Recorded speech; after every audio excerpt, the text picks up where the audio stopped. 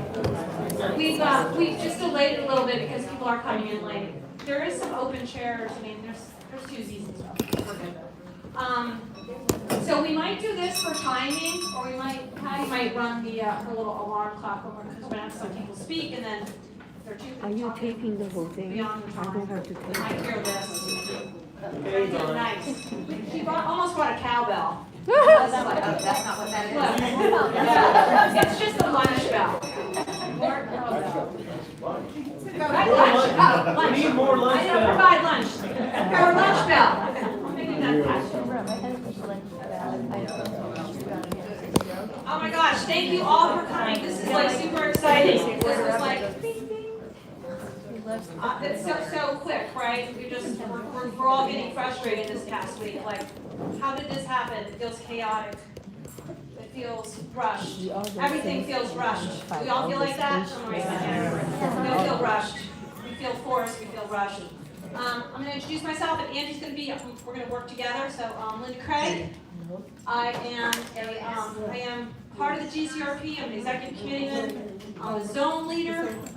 And I am the medical freedom chair. As we kind of did this in 2020, I used to do all the rallies, and a lot of you just came along and just keep coming, and I really appreciate you being here. So we're going to try to do a little bit of we asked all the legislators to come. Adam Morgan, thank you very much. He invited Freedom Caucus, but so far he's only here. I think one or two may pop. Okay, that's awesome. You never know. Thank you. I invited Hobart Lewis. He had another standing engagement. But Mike Fortner is running for sheriff, so he's going to talk to his thoughts on this. I invited Tom Corbin, who part of the Senate. He's kind of involved more in the Senate side with Shane Martin, and Tom may have some different amendments coming in. So, but there's no response there. Shane Martin could not attend, he's out of state working. So we did reach out to a lot of people. We reached out to our reps here. I think everybody reached out to their reps all over. Some didn't want to show up because they didn't want to be beaten up for their votes. That's the comments that were made. Okay, I find that. I want to know who that is. I'll tell you, well, we'll see. We'll see how that all goes. Let's go. Maybe that would be a good thing to do, because maybe it would trigger somebody to run against that person. Yeah. Because that might be a thing. I'll think about that. Who else said something? Oh, they also asked about if there was going to be security. Here's our security. So that's an interesting thing. We are the constituents of this area. They asked what about? We are the man. Yeah. Was there going to be security here? As a legislator asking if there was going to be security here, because he might say no. Constitutional carry task for our own. That is awesome. Can't bring it in the library. Okay, bring it in the library. Well, you can see it outside. We need to work on that. We leave it in the car. Everyone brandish. We got security. We have, and Frank Farmer, you're running for County Council, District 22. County Council. Against Jay Rogers and a Democrat running as a Republican named Ian Thomas. Oh my gosh. So, Frank Farmer's here to talk, and Troy Prosser is running for? Representative District 28. And there's some other candidates, but Troy's here, so you want to hear him? So this is great. So Angie's going to introduce herself, and we're going to kind of start with the legislators, and we're going to ask these questions. We want to know what's going on with these bills. Frank, so our agenda is like, we're going to talk about these things. We're going to see what the candidates think about this medical freedom stuff, what's being pushed on us, their feelings. They get 5 minutes each. And then if you have some questions, please raise your hand. Do not yell out.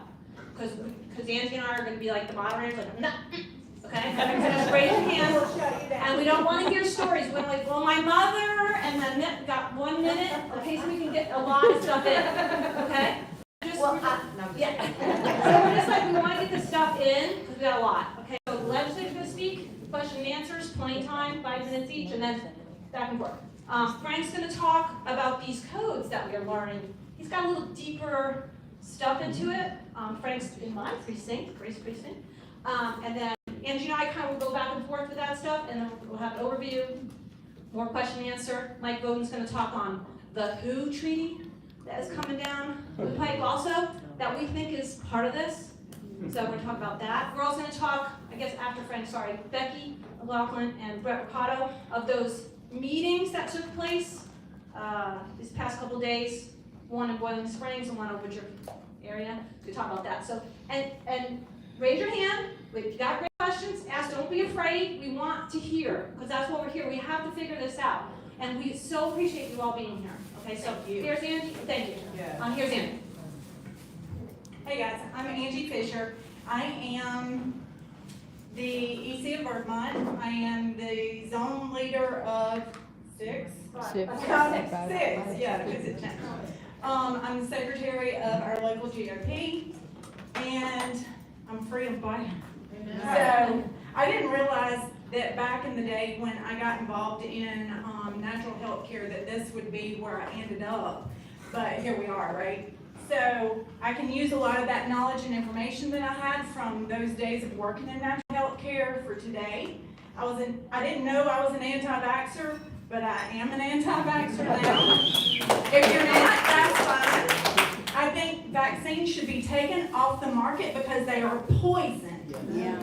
So that's where I stand on that. But anyway, so I don't really know what else to say about today other than I am so happy to see this room full of people who are excited to learn about the health tyranny bills that are coming through the House and the Senate, and to lock arms with people who want to fight for our freedom. Okay. Yes. Okay. Mike, so you're gonna say a prayer. We're gonna say the Pledge of Allegiance, and then we're gonna start with that, okay?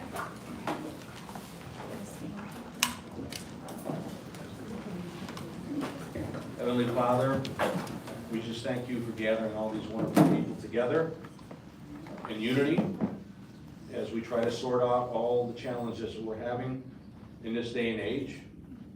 There's a lot of darkness that we're fighting right now, and we need to come together.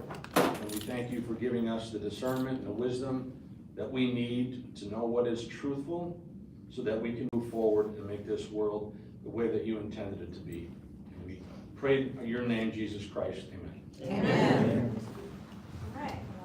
I pledge allegiance to the flag of the United States of America and to the republic for which it stands, one nation, under God, indivisible, with liberty and justice for all. Woo! All right, let's start this. So, Adam Morgan is county district 20, but running for something else. So he's going to tell you what's going on, and we want to talk about these 40 bills. All right? Awesome. Next time, Yes, start now. I'm Adam Morgan. I am chair of the South Carolina Freedom Caucus. We're the main ones who opposed the House version of the Health Star bill. I'm running for Congress. That's why I'm out door knocking today. I chose this area so I could just pop over, but I have an event very soon that I have to run to. But I want to give you an update from the House, from our viewpoint. I'll say from the Freedom Caucus viewpoint, because obviously most of the House members support the restructuring bill. I don't know if you saw, but Diane Hardy just discovered that the group that pushed, she runs the Mom and Pop Alliance, the group that pushed the restructuring bill, the Health Star bill is what we call it, which drives a lot of people nuts, but that's what it is. The group is called the Boston Consulting Group, that are directly related to the WHO and the Davos Group, all that World Economic Forum. That's who we brought to South Carolina to give us consulting of how to do this restructuring. So, massive red flag right there.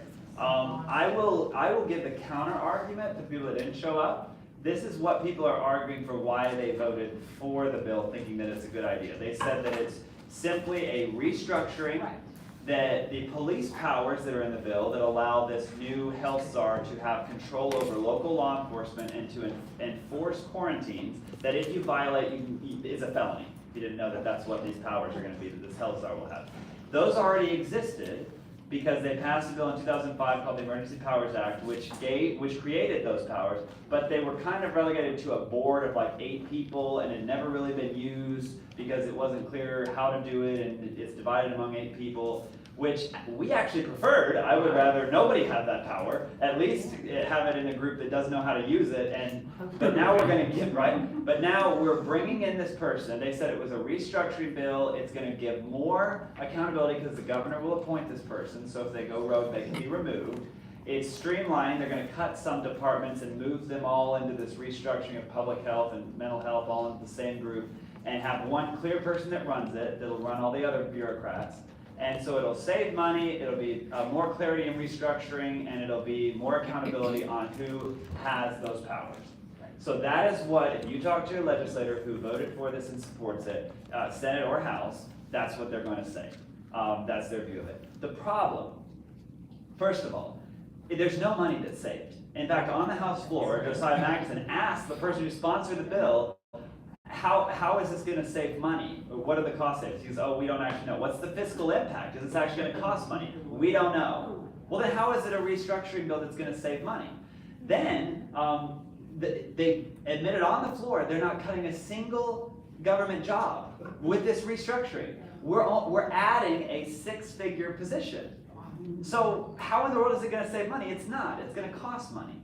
And you're adding a new layer of bureaucracy to manage more bureaucrats. How is that streamlining? It's not. It's creating more. Yeah, they'll just have more stuff. So the idea that this is a good restructuring bill for management or for cost savings is just wrong. So let's get into the issues. Is it 4927 the one that passed the House? I'm terrible with it. Yes. We call it the Health Star bill. Yes. So I actually thought that there was going to be more opposition to that bill. I did not expect it to be limited to pretty much the Freedom Caucus members and like Kathy Landing, who's Freedom Caucus adjacent, we'll say. But when we got into that debate, we told the other Republicans, well, you know what, if you have to have this restructuring czar person, because you think it's such a great idea, which they are arguing is modeled after the Surgeon General that other states have. That's what they're arguing. We say it's more like Fauci, and I'll get into why in just a second. We said if you're going to force this through, at least, bare minimum, amend it and get rid of some of the egregious issues. So we offered up amendments, and we had sent it out before, so a lot of the members knew these were coming. One amendment that Josiah put up took away the ability to control local law enforcement. So you want a health czar that's managing policy, that can throw out suggestions, whatever. Don't give them control of local law enforcement. Hobart's already opposed this. The Sheriff at Spartanburg and Anderson, all sheriffs said, we don't want somebody telling us what to do. And yet, the legislators voted down that amendment. So they said, no, we want them to have that power. So they had, under the bill, as the House passed it, the health czar has that emergency power. Then we said, okay, well, if you're going to do that, at least make it so that if the person goes rogue, that it's not only the governor who can remove him. Because I'm sorry, you all lived through the pandemic. Do you think the governor did a fantastic job with the pandemic? No. I will admit he did better than some other states. There's people here probably that moved from some of those other states, and yeah, he was better than some states. But he wasn't the best on it. I would have preferred to be the best on it and have never shut down in the first place. Right. No matter how much people are saying we never shut down now, we did. We lived it. My business. Anyway, so it's really frustrating. If you have a restaurateurs, everybody that suffered under it, salons, they know full well that we did. So I don't want the governor being the only one that can do that. So we put up an amendment and said, well, at least let the legislature also be able to remove him if there's a rogue czar. They voted that down. That we put up a bill that I had 2 amendments back to back because I was arguing that if you're going to have a health czar, if you're going to have a surgeon general, at least let's not have the Fauci issues with the direct entanglements to pharma. Right? I mean, pretty obvious, not tied to Moderna and Pfizer. So the first amendment was that they couldn't have been a lobbyist prior to being appointed to this. And it was, I literally took the Trump administration language, the 3-year prohibition. You couldn't have lobbied for 3 years. I explained that, explained it was the Trump administrations, explained that we have this for other positions. They voted it down and rejected it. Republicans voted with all the Democrats and said no. Then we had an amendment that they couldn't, the new position couldn't have profited or made any money from the industries they're going to regulate. And they voted that down. Or no, they said it wasn't needed and argued it, so they didn't even hear that one. They were going to rule it non-germane. So every single amendment, no, no, no, no. There was no intent to actually make the bill stronger. And the Senate, only Tom Corbin was the only senator that voted against it. Now, I will admit, in talking to some of the senators, some of them, and I don't think it's a good excuse, but some of them said that they didn't fully understand the issue, like the issues with it. They felt like there wasn't enough outpouring from the public against the bill. That came after they voted on it. That's what some of them are arguing. I will say, there was a lot more pressure by the time it got to the House, in part because a bunch of us and groups like this were pushing out call to action saying oppose it. So in my mind, senators, still have a chance to fix it, and some of them are now saying they're going to flip their votes. The House is not. They are totally dug in. They are totally dug in. The House Republican Caucus is saying that we're liars, we're troublemakers, we're making it a big mountain out of a molehill, and we're being dishonest to people. It was never a health czar. It's not like Fauci at all. And I'm just sitting there going, you have somebody who now can institute an emergency, force quarantines, and how is that not Fauci? I've got questions. Do you want to do that now or after? I am so sorry. I have a scheduled meeting at 2 that I have to run to. So my first question is this even constitutional? Well, yeah, I mean, I guess it depends on, the court would ultimately, if we brought it to a challenge, would have to make that call. The House Republican Party is saying it absolutely is, because we have the police power, the legislature does, over the rest of the state. All of the other subdivisions of local government are actually from constitutionally from the state power, just like the federal government was created by us, the local governments were created by us, the states.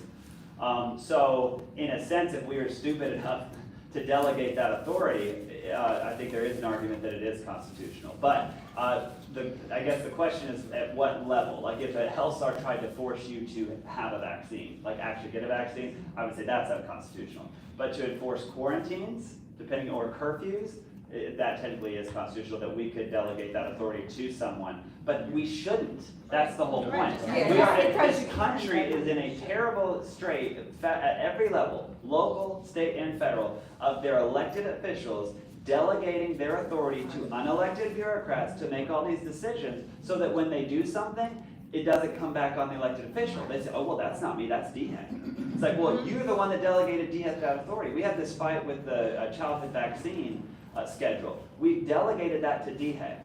So unelected bureaucrats directly tied to the CDC and WHO and the Bill and Melinda Gates Foundation, which, by the way, they're also tied to the Boston consulting group that came up with these bills.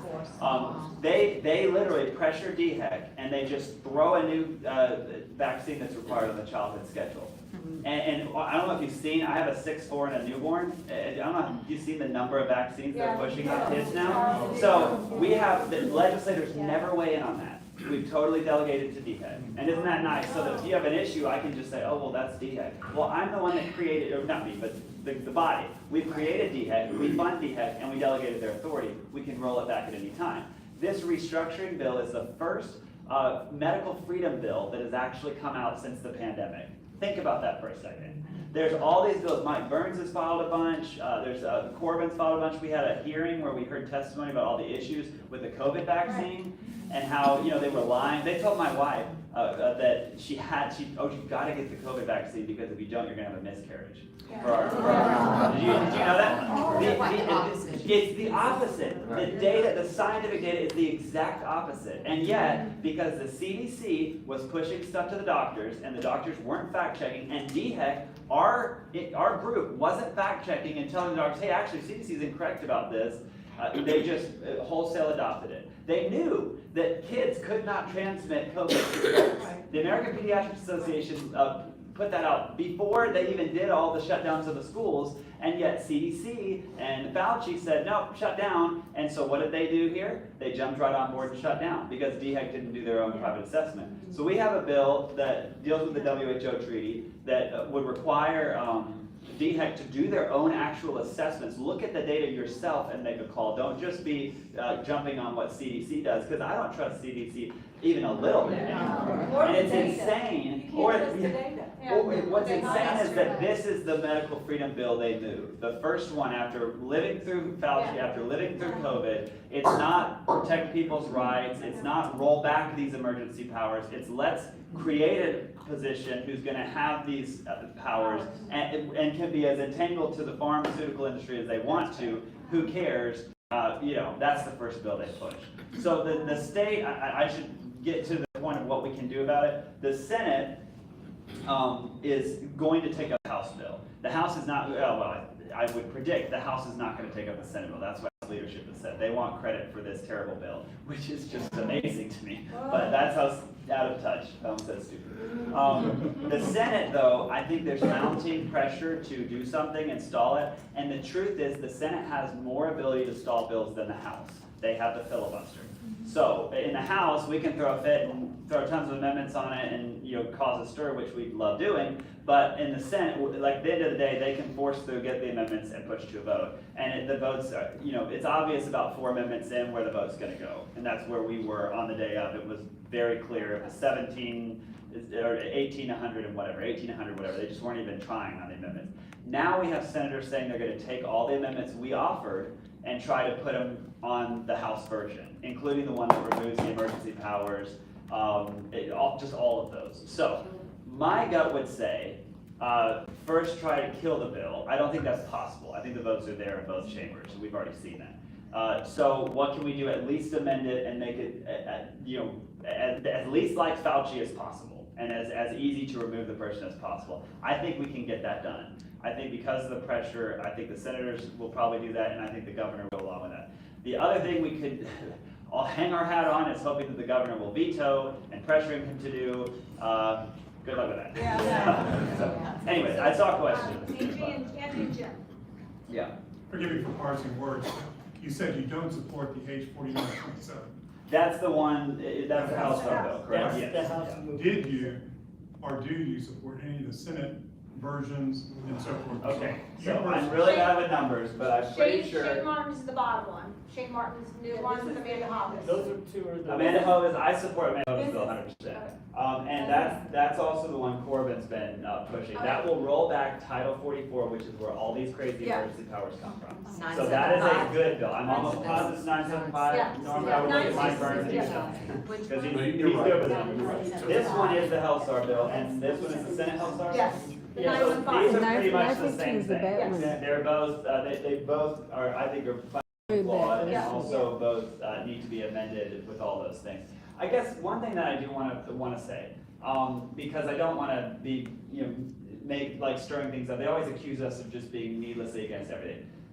We understand the the idea of a Surgeon General, and there are good Surgeon Generals out there. Right. But so we're not against a restructuring that would actually cut a lot of the bureaucratic figureheads over all these departments and put them all under a Surgeon General. But we would like the Surgeon General to, first of all, be popularly elected. Yes. That to me Yes, would be a yes, better exactly. idea. But even still, if it was a governor appointee, if you were actually cutting all those bureaucracies, putting it under the Surgeon General, it was a cost savings, and you removed the emergency powers, we would be all for that. The Freedom Caucus would be all about that bill, because it would actually streamline government, it would actually cut bureaucracy, and it would remove the powers. But they didn't do that. They're just literally adding more bureaucracy, more spending, and giving emergency powers to Health Star. So that is why we're fundamentally opposed to it, just to be as clear as much. And this bill is crap, right? Yeah, That's the one that- 965?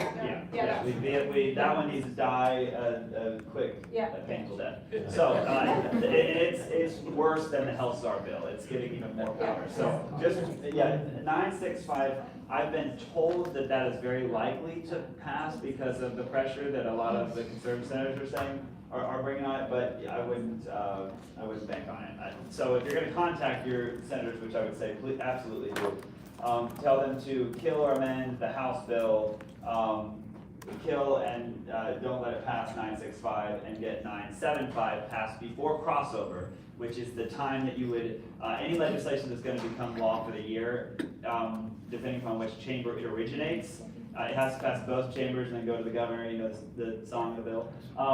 If it doesn't pass one of the chambers by crossover, it literally can't become legislation this year. So for this good bill, that was actually a lot of the work that came out of that crazy hearing over the summer, or last September, where the USC medical research cancer, did you see that hearing? Yes. Where he came and testified that he took the vials, he was paid to go and administer the vaccine, because that's his, one side job they did. Well, he took some of the vials to his cancer research lab and tested them because he wanted to see, just out of curiosity, on his own time, just for fun. And he discovered that there was stuff in the vaccine that was not listed, which is a blatant violation of like FDA and like law. And you know what it was? It was DNA, excess DNA, which creates protein, which as he testified, you can go watch it, he's a doctor, I'm not, that it causes cancer, or can very likely cause cancer. He's testified, if I got the vaccine, meaning him, not me, I'm in the target market, he's 50-something, 60. If he got the vaccine, it's unlikely for him to have issues with cancer because of the time. But if you're a kid or a college student or a 30-something-year-old, look out. He actually testified to that, and that actually led to some other countries changing their policy towards it. So anyway, that hearing was, this bill came out of work on that hearing, and then Amanda Hovis and stuff. And Got a lot of hands up. I need to pass on to somebody else. Could you repeat your I need recommendation? you to stay and listen to this though, about this bill. Yes, okay, This bill is good with amendments. okay. And I think those of you who feel like I do about vaccinations, this bill can require us to take vaccinations if they've been around for 10 years or have the data that proves it. I don't want your vaccination at all. Yeah. I don't want it. Out of curiosity, is it related to the childhood vaccine, or is it a new power? Because isn't it related to the power they currently have? Because we could, it would be kind of the same argument as this, where Right. I think it's current law, so what we could do if we're moving that is to restructure the law and roll back the power. I don't think it's creating a new power. Right, I agree. Yeah, but that would be the amendment that would make it better. That needs to be removed for people who feel like I do about vaccinations, because I don't want your new one, I don't want your old one. I don't want your therapy, I don't You want shouldn't be that. forced to do And I that. shouldn't be Yeah, forced exactly. because the data that the CDC has about these vaccinations is bullcrap. Yeah. So I think that part needs to be moved to make that a better bill. I think we could try that in both the House and Senate to do that. I'll tell you, what will happen is we'll try that and the majority will vote it Oh, down. I'm Because sure. it's rolling back, but we could, it's definitely worth the fight. The more that we know about vaccines now though, Yeah. about the autism and the SIDS and the died suddenly and all that, like, we need to really be thinking about making vaccinations illegal. Yeah. At least requiring informed consent, so that you have to release the damages that are If it's caused. real. Yeah, and you have to remove the immunity that they have, that these vaccine producers have, and that's a bill that I think Josiah filed. Yeah, that would probably end a lot of them, because they wouldn't be able to, you could actually go after them if you had, But they're proven therapeutics that work already. Right. So for this is really a money grab. It should be a choice. Freedom, freedom, freedom. medical Choice. freedom, go figure. That's right. Okay, so you had a question. What was your question? Because we have a whole bunch. Let's go. Yeah. This is not a question, but I always like to read the bills myself. So if you all will pay attention to what I'm gonna read to you, you can look it up yourself. Well, we're gonna read the bill. We're gonna read the No, I mean, bill. the way to do it. Yeah, we have a bill to be read. Well, let me read this anyway. It's capital S, little, capital S, little c, STATEHOUSE.gov. You type that in, and then it'll ask you what bill number. You type the bill number in, and then you can read the bill exactly like it is. Thank you. So, Can you repeat your recommendations per bill again? Yes, I would, well, these two, we can try to kill, but. Which two? Oh, I'm sorry, H 927 is the House bill that is passed and is in Senate committee. H The matters committee. H 4927, we could, try to kill it, I don't think it's possible, so at least fix it. Remove the emergency powers, disentangle the health czar from the pharma industry and the things they're gonna regulate, and give the General Assembly a way to remove a rogue czar, not just the governor. Because what if we get a Democrat governor? That's the other thing to say. Like, and that absolutely could happen. It happened in North Carolina, happens in other places. So we should, if the General Assembly wants to, or you at least have checks and balances on removing that person. S915 is in the House. I don't think it's going anywhere, but maybe you could throw it in. Let's see what, and then 965 is a really bad one. So we're gonna do, like, we're crossing that, so read them out, the Yeah, that 965, probably you would kill help. it, 4927, kill it. Kill, Yeah, kill. 965 isn't speak- even fixable. Like that Yeah, bill needs to die. 975 amendment. 975 is a good bill, and I would say support an amendment to roll back the tax requirements that we have now. But otherwise, either way, 975, even if you don't try to roll back that power, everything about 975 is rolling back the emergency powers in Title 44. So, really good bill. So, okay. Hi, I'm curious, what are these House members getting out of this? Why are they all determined to do bad things for our Committee health? assignments, campaign donations, support from the House, Are they going to be having to do the same thing that they're forcing on us? Do they have to do it also? Oh, yeah, they They're exempt. exempt. Wouldn't that be They're par for the exempt. course? Well, that's I don't, they what didn't try to put in a medical exemption in that one, but they did on the Con Carey bill, yeah. Oh, they're exempt from the Constituent No, bill. so yeah, just an update on that, Constitution carries passed, which is great, but it was a pretty messed up bill, it created the two-tiered, and we tried to oppose that. They told all of us to just accept Senate changes. There was a legislative exemption so that legislators could carry accidentally somewhere, and if we got busted, we couldn't get in trouble. But if you did, if you had a permit, you would get a lesser fine, but if you didn't have a permit and were exercising your constitutional carry right, you would get a stronger penalty. Which makes no sense and probably is unconstitutional, so we'll probably have to bring a lawsuit over that. But we oppose both of those changes. The House leadership got the NRA to come and threaten us with, yes, the Freedom Caucus members at our meeting, and basically telling us to just accept the Senate changes, which the way it happens is if the two chambers pass something that that doesn't comport, they don't go together, it goes to conference committee. We hadn't even finished all the way to get to conference yet, and they wanted to just cave and accept these crappy amendments that the Senate did. And the NRA came and said that they were going to ding us and let everybody know that we, had an inferior rating. Even this guy told me, "I know you guys are the strongest Second Amendment supporters in the legislature, but we're going to have to ding you if you don't cave on this because somebody went over my head." Basically, House leadership went over my head and pulled some strings with the NRA. So the Palmetto Gun Rights and National Association of Gun Rights and Gun Owners of America, they all came in big for us. Jay Kilmartin, right after the guy said that, he's a representative from Lexington, said, "Well, if you go through with this, I'll have to tear up my lifetime NRA membership on the floor of the House on TV." So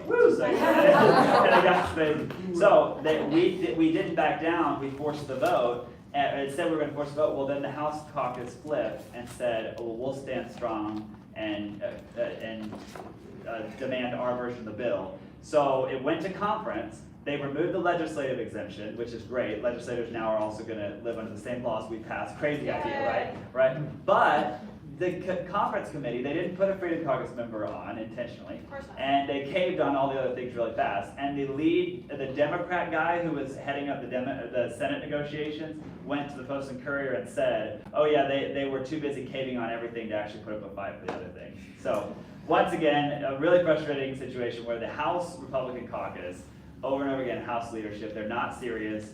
Assistant Majority Leader is a former Democrat who flipped parties, ran John Kerry's campaign back then. So they're just, you need a clean sweep from House leadership.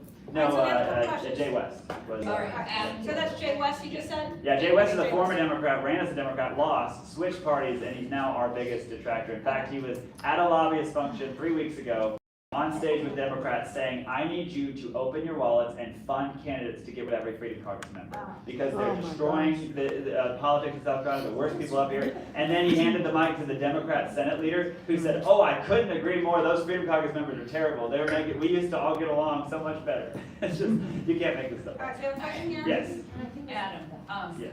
you are my House rep. I know Yes. you're over here not, but you are my House rep and you are running against my district guy, Tim. Yes.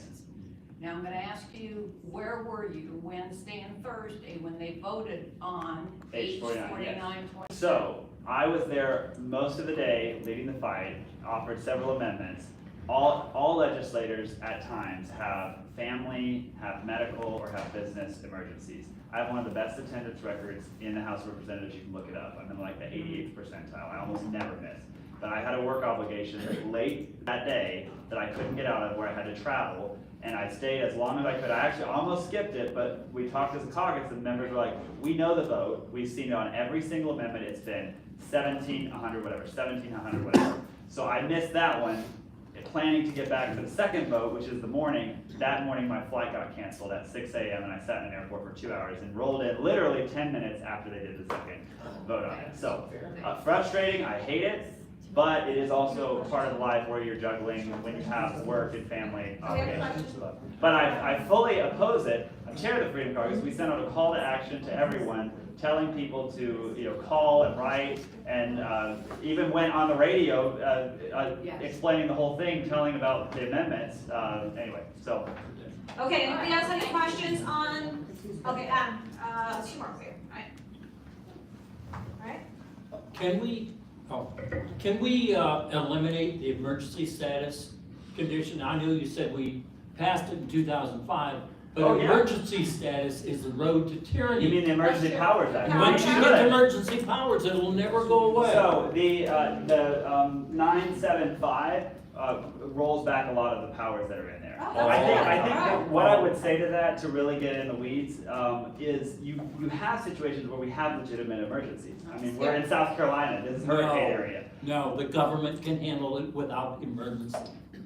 Well, I understand what you're saying, but I think a lot of people would say that in certain, when you have natural disasters and things like that, you have people literally on the spot who are in serious emergency and need help, that we do need to have a governor who rightly should be the one to have those authorities that are very limited in scope and limited to natural disasters. That I think you need to be able to have some kind of powers with that, but they need to be, okay. Well, but they need to, either way, whether you agree with them or not, they need to be very limited and rolled back from where they are today. That bill does that. You also could get a member to just try to completely roll back. They've always had some emergency powers. The Emergency Power Act massively expanded it, so. Yeah, okay. How many other states have passed this kind of law? The DHEC restructuring? That's a great question. Did you know that the first version of the bill, that it had a typo where it said North Carolina? Because it was a copy-paste bill from the Boston Consulting Group. So I don't know off the top of my head. New York, of course New York does. It's a national push to create these kind of help, because if you think about it, it's so simple. WHO pushing policy, CDC takes it, pushes it to the federal government. Federal government can only go so far. Federal government doesn't have police powers. We have police powers, the state government. So how do they do that? Well, let's make a state guy who has delegated authority from the state body, who should be, I mean, we're the closest to the people, we're the only ones that should have the police powers, and yet we are going to delegate to create a health SAR that then is much closer to that direct funnel from WHO, CDC to your local health SAR.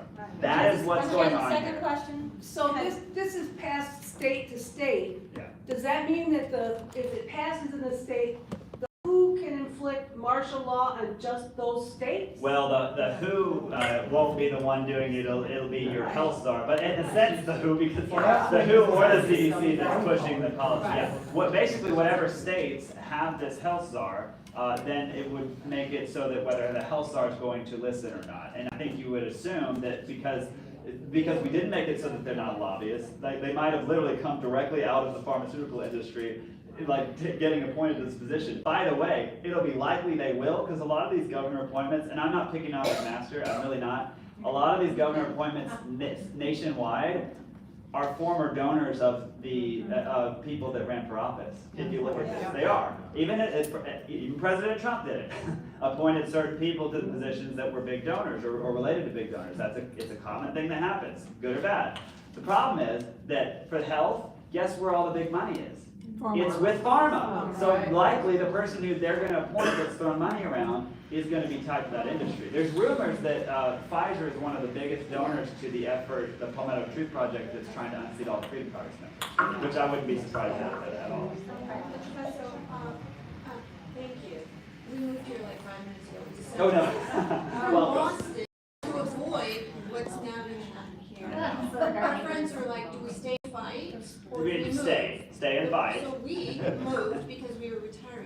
I meant here, you stay here. It came to our backyard, it came to our door because Pfizer, Moderna, and J are right in our neighborhood making mandates. So we kind of uncovered, like you said, it comes from the top, the WHO, the WHO, and then all the way down. And so it's like they just turn the screws tighter. So how do we protect ourselves with this legislation? Yeah. Well, how you protect yourself is you've got to get your legislator. The legislator controls the peace pedal. I'll tell you what we're gonna do. We're gonna run a Mama and Papa coalition and get all these Republicans that voted this way and join in with the Freedom Caucus and then get them out. The answer is you're This is in alignment with the WHO, and every state has an agreement, is making an agreement, is that correct? No, so it's a rounded out way of doing it. So the Boston Consulting Group is one of their main things they've consulted with is the WHO, the CDC, and the Bill and Melinda And who Gates makes that Foundation. decision? These are the bodies that don't. Well, it was who created the drafting the bill. And who And makes DHEC it? hired Who hired them, them? sorry, Okay. DHEC hired them to do the study that was state funded with our tax money of how best to restructure this. And it just so happens they went to the Boston Consulting Group. And they're gonna argue that, oh, well, that's nothing nefarious. The Boston Consulting Group is just, they're the experts in this arena. It's like, okay, well, once again, why is it that the experts are always tied to the Bill and Melinda Gates Foundation who are pushing all the vaccines and the WHO and CDC? And who appointed Dr. Zimmer? Yeah, Dr. Zimmer is terrible. Have you seen? And you know that he still wears double masks today. Like, and by the way, Zimmer likely could be the new health czar. I mean, he's the first one. So it's like, yeah. Who is Zimmer? No disrespect, He's the head of DHEC, director. no disrespect intended, but it seems like this meeting is, the cow's out of the barn. No, I disagree. I mean, we've got all these bills, that we can't do anything about. You can. What I'll tell you is, I know that frustration. I face it every day in session when we're getting outvoted. My question is, why are we having the meeting now? Why haven't we had the meeting when you guys were bogged down and needed help, and we would let you know that what we want? We did have some meetings. Ask for help. Yeah, I think. Our reps need to ask for help and they're not, and then they're rhinos, so they're not helping. A couple things on that. We actually did have some meetings. We did call to actions on the front end.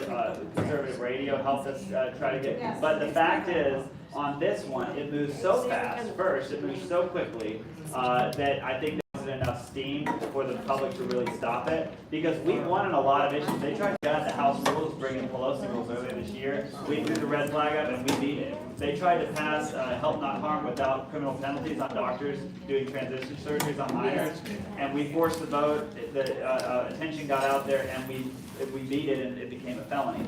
So I mean, we've won almost every week this year in session. We've had another big one, constitutional carry, beating where they're trying to cave and trying to do bad stuff. But this one, it's multifaceted. The reason I think it's harder is you have more money. The outside influence of the lobbyists is much heavier on this because it's the biggest moneyed interest in town. This is the pharmaceutical industry. This is the American Medical Association. The lobbyists are all about this bill. They've even got AFP, Americans for Prosperity. Yeah. They've even got Americans for Prosperity saying that this is amazing. Who, by the way, are the ones that filled your mailbox with all the pro-Nikki, anti-Trump stuff? Yeah. So. Who fast tracks these? Because there's gotta be one person Leadership. that starts it. Bills can be fast-tracked. That's the thing. When people say legislation takes time, that's absolute lie. You saw the $1.3 billion handout to Volkswagen was like literally 13 days from the time it was filed till it was signed into law. So what happens is leadership wants to move this quickly. It was intentional because they didn't want the support. But I'm telling you, don't think that this isn't. Neither of these have passed. They both passed one chamber, but the other chamber has to take it up and pass it. For whatever reason, thank God, the House, literally, thank God, the House is not, for whatever reason, taking this up, because if the House takes it up, they'll pass it. And we might pick up 2 or 3 more votes than we had last time. And it'll pass with 100-something. Every Democrat in both chambers voted for both of these bills.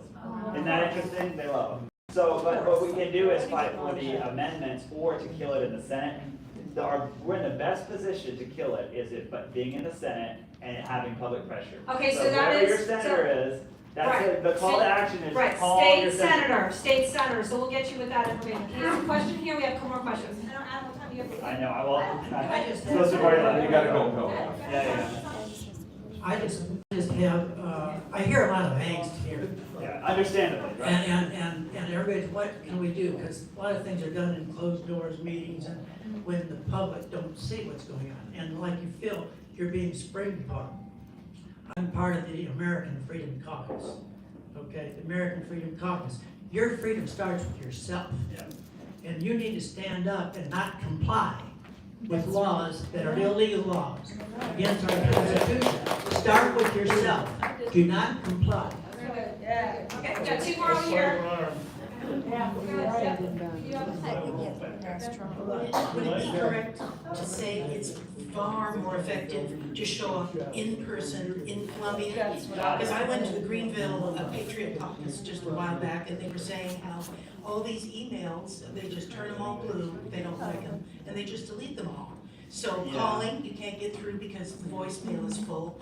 So I think the most effective way, that's what the Democrats do, is to show up in person in Columbia. Exactly, and then the next stop is drive the bus home and show up in front of all of your TV stations with posters and a lot of people and make a lot of noise and be really, really angry because they won't air it and nobody knows. And you should see the comments on Nextdoor about people who do not want to know any of this information.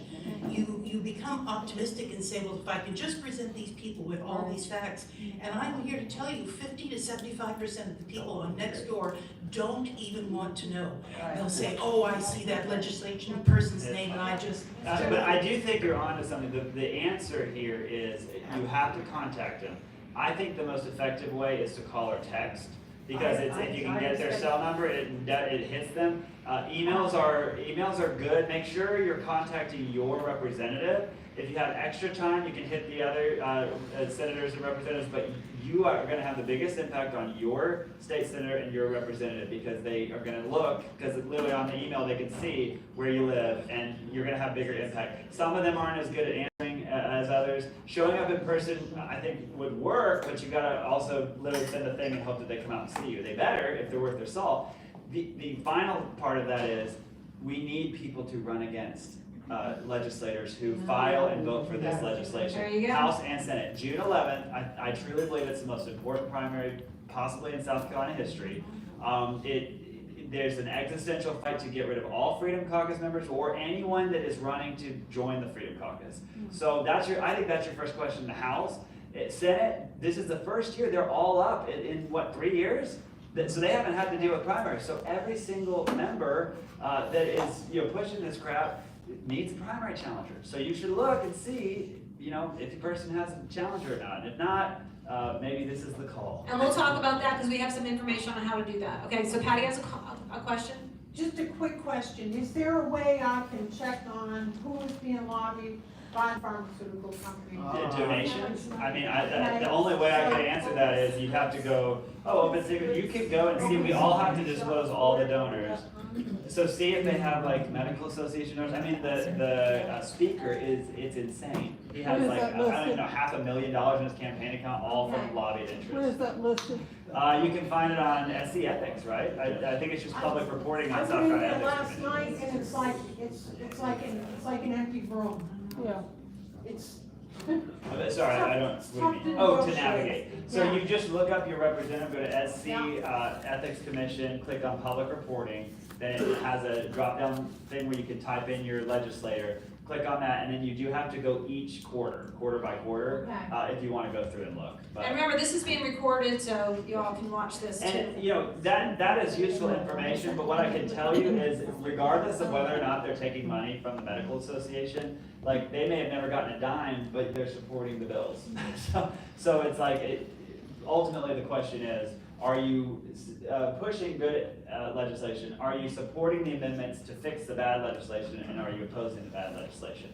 That's really the simple question. Okay, so Adam's gonna get going. So Adam, Yes. tell him you are running for Congress. I'm running for Congress, yes, that's Story. right. I was outdoor knocking, and I have a meet and greet event over in Spartanburg that I gotta run to. Running against William Timmons, who, if you check Twitter today, he's going viral because they broke a video of him saying that he was proud to secure the first permanent DEI office in Congress, funded by taxpayers, and Matt Gaetz just blew it up. Can you clarify when that happened? You what? Can you clarify when that happened? It just happened today. No, Sorry. the video is from 2019. It was the 2019-24. I think it's 2021, right? So it just, Are you it's saying not that good. Are you saying it's okay for? No, I'm not saying. I'm just saying. So, but to clarify that, see, this is funny right here. Okay. Jeff Davis shared the Timmons campaign ad saying that I missed the vote and I'm so absent, I missed all these votes, and then did 2 whole long write-ups for mySCGOP that you all got hit pieces on me. What I find interesting about that is Timmons has one of the worst voting records in Congress. He's in the 48th percentile most missed votes. He, one year, was number 18 out of 435 members for most missed votes, and yet he's never called him out. In fact, if you go back and look at some of the emails from mySCGOP, you got me going on a roll here. Because I've noticed a trend. They always seem to attack Freedom Caucus members for any little thing, and they almost never attack the rhinos. I'm correct. Okay, can we speak about it? Are we going to make it political? I can never find things about the speaker Are we going or to the make it majority political? leader. Let's talk about I school find things choice, attacking Stuart Adam. Jones and attacking the Freedom Caucus. Your picture is connected with the picture to Merle Smith. Did you donate to Bernie Sanders? Yes, $25. This is I'm not a insane. citizen. Against Trump. I'm not a citizen. But that's insane. I'm not Okay, a citizen. okay, let's get back on track. I'll just end it here. I'll just end it here. I have a strong conservative record. In fact, I'll put it up against any single person in elected office. I'm chair of the Freedom Caucus. I have fought on every major issue. I have fought to defund all $8 million of DEI on the budget. I have faced, me and my caucus, over $1 million worth of attack ads from liberals and lobbyists. The speaker hates me, leadership hates me, the left hates me, the media hates me, the lobbyists hate me. I fight for my conservative values every day, for my kids' future. I got 3 little kids. I could be doing a whole lot of things better with my time than spending every day getting arrows and barbs from the left and all that group. And it does really drive me nuts that mySCGOP spends their time attacking the Do you Freedom support Caucus when it 100% mostly government-run school choice, Adam? I absolutely support it, yes. Why? I also Do you want support, and I Do you support want South pays. Carolina Department of Anyway, I support- Education?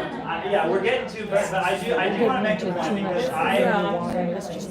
because I'll just focus on, I'm running for Congress, I have a strong record. William Timmons has voted to give illegal immigrants welfare. He's sponsored bills with Democrats to bring the Green New Deal on our American industries. He misses votes. He's trying to raise their salaries $170,000. He said, how can we expect people to that? That's insane. Like, I think that's overpaid. I'm fighting to rein in Washington, to rein in, end the weaponization of government. I want to secure the border and cut funding. Okay. And I'll stand up to anybody, anytime. And the only thing, Adam, remember that this thing with the homeschooling thing, people are against that. We want real school choice here and not dealing with the government and we run all that.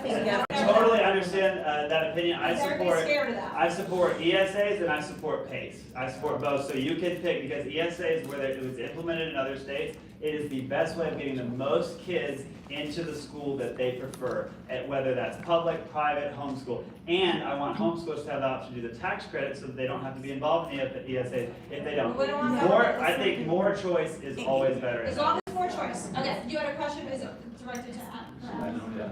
Hey, you guys, name one policy that William Timmons has passed that benefited South Carolina, one conservative policy. He got a DEI permanent office. Just on taxpayer. that's all I'm asking.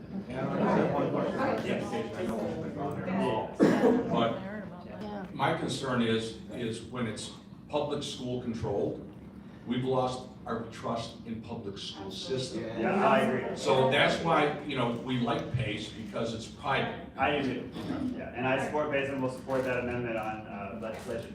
I'll wrap it up with, we all need to work together. Aren't you kidding? Of all the insights with conservative groups, I truly believe we can unite over where we have common ground. We can have disagreements on policy and have tough questions and back and forth, and we should.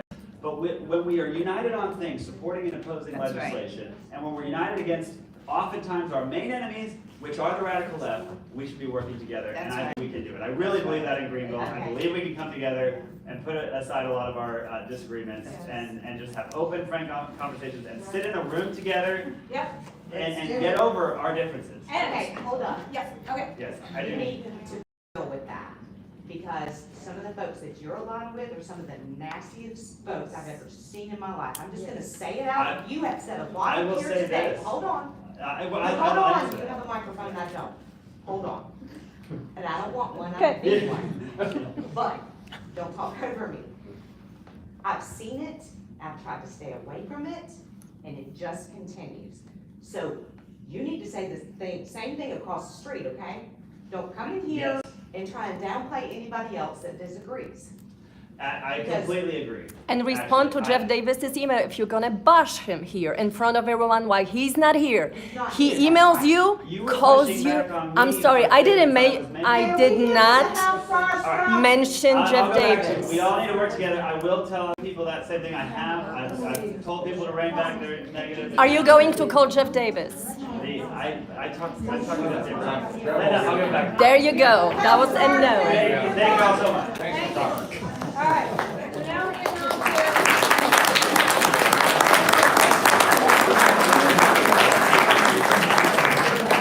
Ready to talk? Now you get 5 minutes, I'm sorry. I hope there's just enough vitriol in here as there was for Adam.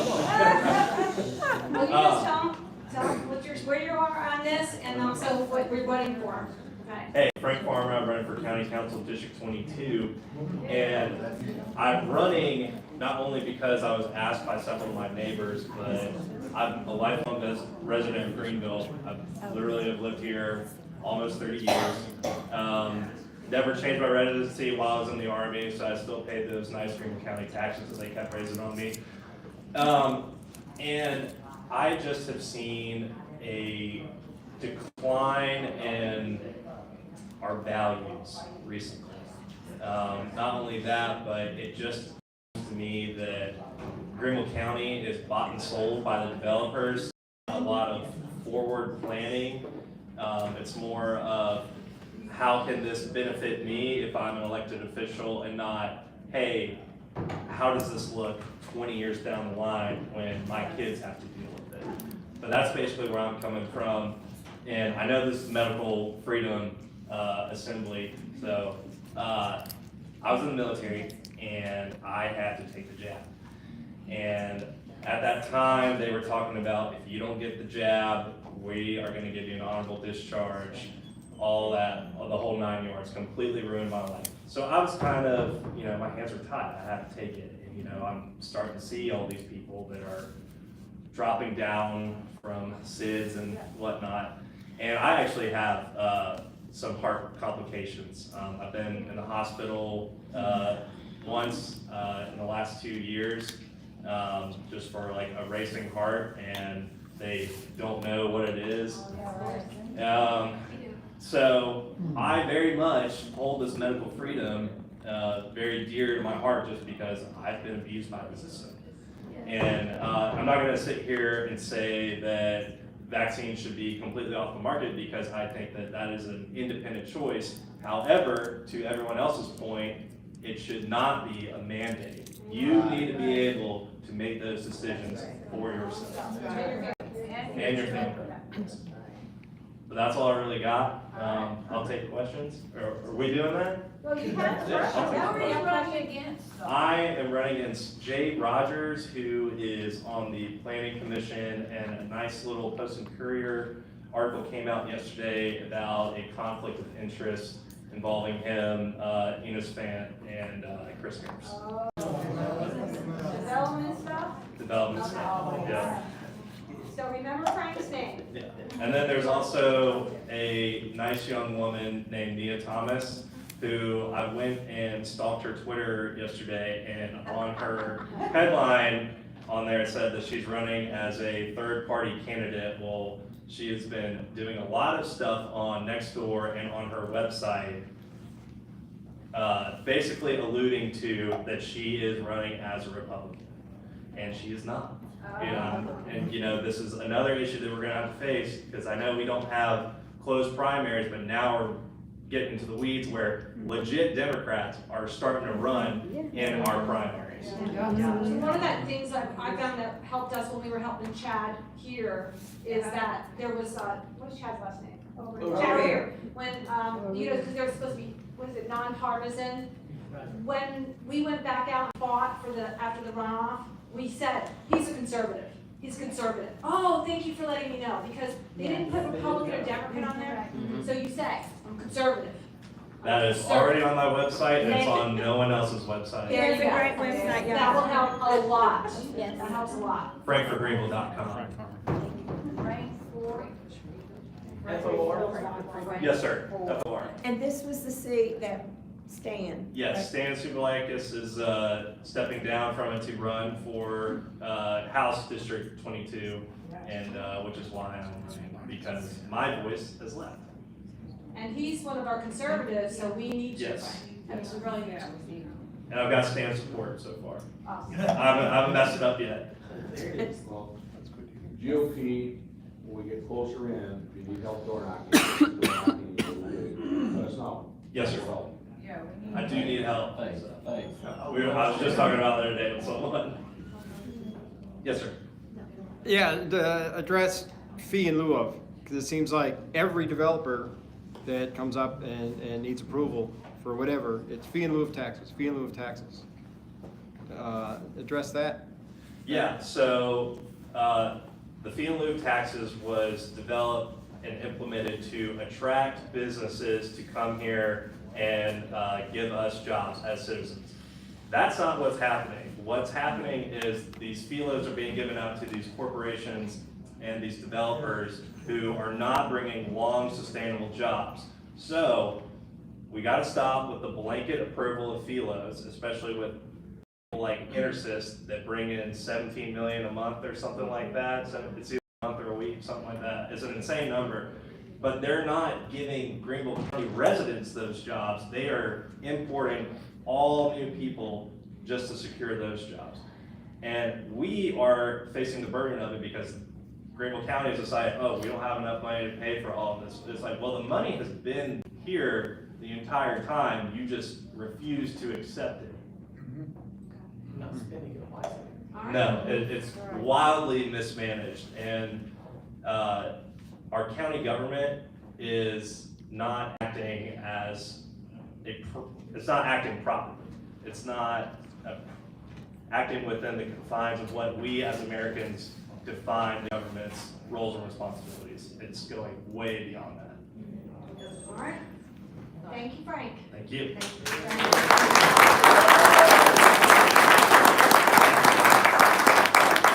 So now we have Troy Prosser, Prosser, and that's District 28. This is running for Ashley Trantham's seat. Okay, that was down in the Simpsonville, Fountain Inn. We'll give you a little. Yes. Hey, good afternoon, everyone. As she said, my name is Troy Prosser. I'm running for Ashley Trantham's seat. I wouldn't be running if she was staying in the race. When we talk about these medical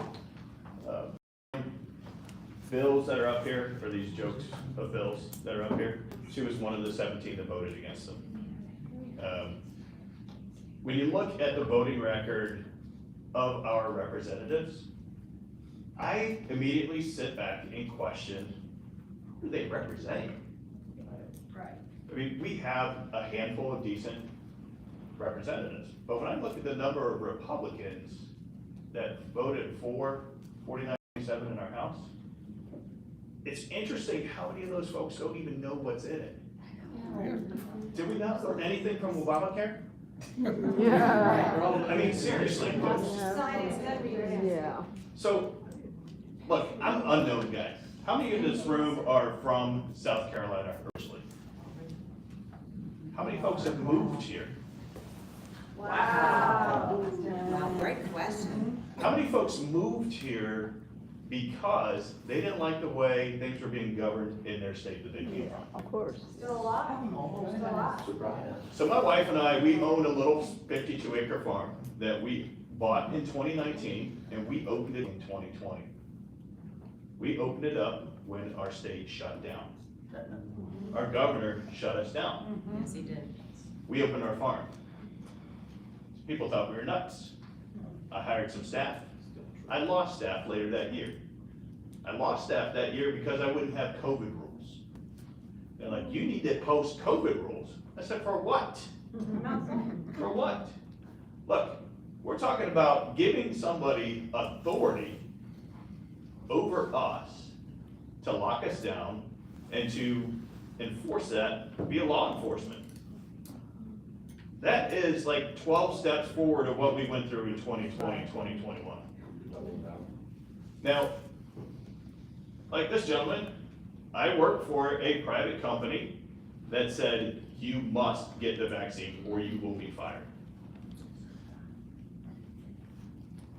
I caved.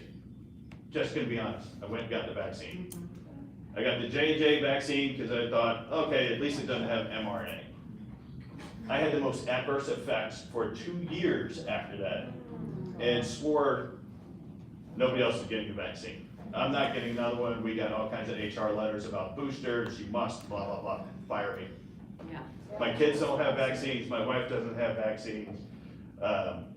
They chuckle in the house because I was the first one to get COVID. You know, and just this week, I think it was this week or maybe last week, you know what, COVID is just like every other respiratory. It's the flu. Haven't we been saying that all along, folks? So here's the thing, we started this farm and I had no idea about farming. I'm not a farmer. I developed fiber optic assemblies in my big boy job. My wife said, we're gonna do this farming thing, so I said, yes, ma'am. Fast forward, it changes everything. When you start looking at the labels that alone is on our food, and how many years that's been happening, it's mind-blowing. You start going down those rabbit holes, be careful because it's going to take you into a lot of research and you're going to question everything. When we look at what our legislators are trying to do to us right now, just with these bills, and they're being fast-tracked. I think somebody asked the question, how come we didn't know about this ahead of time? Did anybody know about this ahead of time? No. It was pushed through that way. Right. And it's interesting as I've gotten into this political thing, everything's hush-hush till the end. You know, everybody's like, oh, keep it hush-hush. Don't tell anybody. And then, you know, just pop it up there. Yeah. I'm a very, very different candidate, all right? I'm not connected to anybody. I'm not raising money from PACs or any big affiliation. The folks that I've talked to, I actually just let a consultant go because he's like, you need to be raising money. You need, every group, you need to take money from them. Well, my dad taught me in life that as soon as you take money from somebody, you're beholden to it. That's right. So who am I gonna take money from? I'm gonna take money from my constituents. I'm gonna ask for donations from every individual in District 28 and anybody else that is in this state as citizens that I'm representing. Not some PAC, not some conservation agency, which I believe in conservation because I have a farm. But there's all these other pieces that go to it that make me question, what does conservation mean to you? That's a big word. Here's the deal. We need people that are gonna stick to their word, all right? I have a legacy that Ashley Trantham has started for the last, I think, 7 years. And I'm hoping to build on that. Whether you like Ashley or not, she did what she said she was going to do for District 28 and for us as citizens of South Carolina. You know, one of the big bills that she put out there was women's sports. That's very dear to me. My stepdaughter ran high school track. Her senior year, she lost out on being able to go to states because 2 boys decided that they were women and took spots in the states. And guess what? They broke all kinds of state records. Surprise! Not really. But my hope is to build on that legacy. I don't even know how many, I've heard upwards of 9 folks are putting in for this seat. I'm like, 9, wow. I hope that they're as conservative as they say that they are. I hope that they're people of their word and they do what they say they're going to do. How many in this room have ever had their state representative hold a town hall meeting in their area? 2, 3 hands, 3, 4, 5 hands. Why is that? Aren't we employing our representatives? When a long time ago, when we did have some town halls with local representatives, it was when the Tea Party was really hot and heavy on these politicians. And it takes a lot of noise to get their attention. That's why we're here. We're starting. But wouldn't it make sense for the representatives to actually hold meetings in their districts? You know, a lot of people have asked me, are you going to join the Freedom Caucus? I said, I don't know. I stand behind a lot of what the Freedom Caucus does, and I've taken some heat for that. But isn't it my responsibility, if I'm running to be a representative, first and foremost, to find out what the folks of District 28 are scared of from government, hate about government, want changed in government? Isn't that my job first? Then to be thinking about, am I joining this caucus or do I want to be on this committee? Yes. You know, somebody told me, you're going to lose friends in Columbia. I'm like, that's cool, I don't have friends in Columbia. I'm okay with that. I'm truly okay with that. Troy, what is your website? My website is coming up. It's Troy 4, the number 4, SC House. And you have cards in the back. I have cards in the back. The Facebook site's up. I got to get on our my website builder to get that going. And what is the name of your farm? The name of my farm is Barefoot Acres. Some of you may have been there, but it's online. If you want to see a bunch of cute little piglets, we just had a bunch of Bichon piglets born. They're adorable. So those questions. Is it regenerative farming? So it is regenerative and sustainable. So I used to hate those words. I did, because like everything else, it's a very commercialized word. But really what it is it's literally getting back to the good old ways. Yes. It's getting back to the way our grandparents, our great-grandparents used to do things. And like our hogs are raised in the forest and they're rotated around, and it's amazing what they do. They do the work for me. So what's interesting about it is they're cute little new words of sustainable and regenerative, but it's been around forever. And quite honestly, our ancestors knew a heck of a lot more than we do, because they did it without machines and they did it without half the labor that we're putting into it today. And it's good for our soil and our land. Hey, I don't have a question for you, but I want to tell you guys, look up South Carolina Title 44. If you've never heard about that, it's at the foundation of this fight for our own medical rights and our own ability to stay in your own houses in the event of a pandemic or the next scamdemic. Yeah, we're getting to that. Okay. Any other questions? So in the magazine that's my magazine that I produced, is Troy's having a Back to Roots gathering in September. So if you want to go there, Troy's not. His wife is. well, you know, it is on your farm. So if you want to see Troy, because I'm sure you'll be working it. I'll work it, yeah, I'll work it, but. It'd be an interesting thing to see the farm and see what he does. It probably is. So everybody hears about homesteading festivals, right? Anybody been to any? Yeah. So here's what it was, and I'll get off because I know this is what we're not here to talk about, but get tired of going to expos and really everybody talks about build your community, know your community. But when you go to these expos, it's people from all around the country, sometimes even the world. What about all the folks in our community that actually have that knowledge and expertise that can share it, that you can actually go to and have a real resource? You know, isn't that what politics should be about too? Shouldn't it be about somebody real in your community, not somebody that is put in there by establishment or moved to your community by establishment, because that happens too. That's not really representing you. Let's have real people represent real people. Amen. Thank you. Thank you.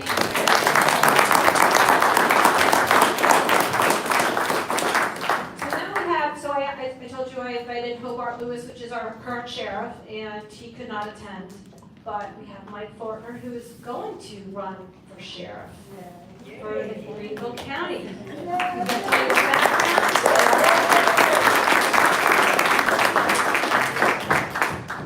Thank you very much. My name is Mike Fortner. I am running for sheriff of Greenville County.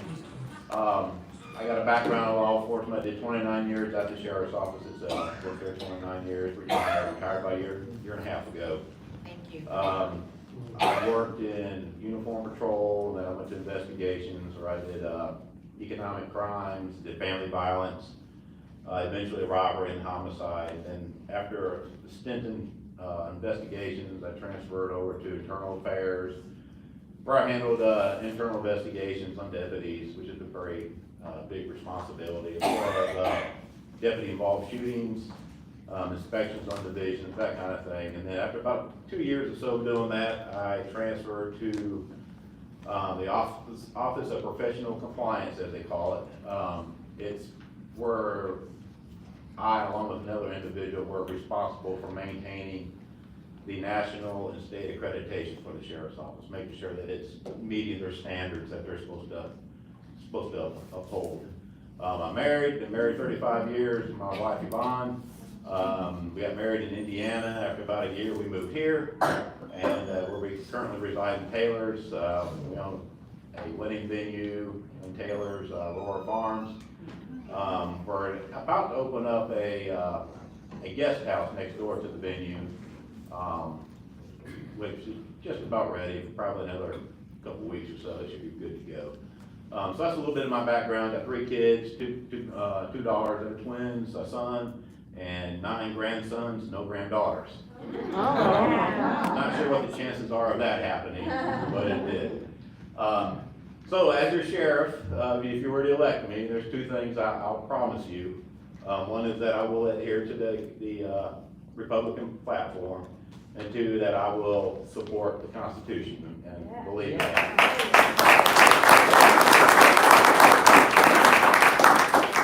My whole career in law enforcement, of course, is predicated on the Constitution. Everything you do is on it, and I never believed in cheating it or bending it, because if I violate somebody's constitutional rights on the street, I violated each and every one of y'all's constitutional rights, because we all got the same. So I really believe in the Constitution. We're all here today because of the medical stuff. The one thing that's very evident is that we're all upset. We're all constituents. We all have representatives, senators, whether they represent us in Columbia. That's what we're here talking about. As a constitutional sheriff, what I want to do is anything that I do that comes up along these lines right here, it doesn't just have to be medical, but anything that's kind of debatable about whether or not it's a good thing or not, I like to base it on the Constitution or also the Federalist Papers. I don't know if any of you all have ever read the Federalist Papers. It's not easy reading. I had to have my phone beside me to look up words, vocabulary. I've learned how limited my vocabulary is. So I had to look up several words and got through it, though. It's very interesting. For today, I'm going to read a couple excerpts out of it that pertains to exactly what we're talking about today and what we're dealing with. Let's see here. All right, this one here.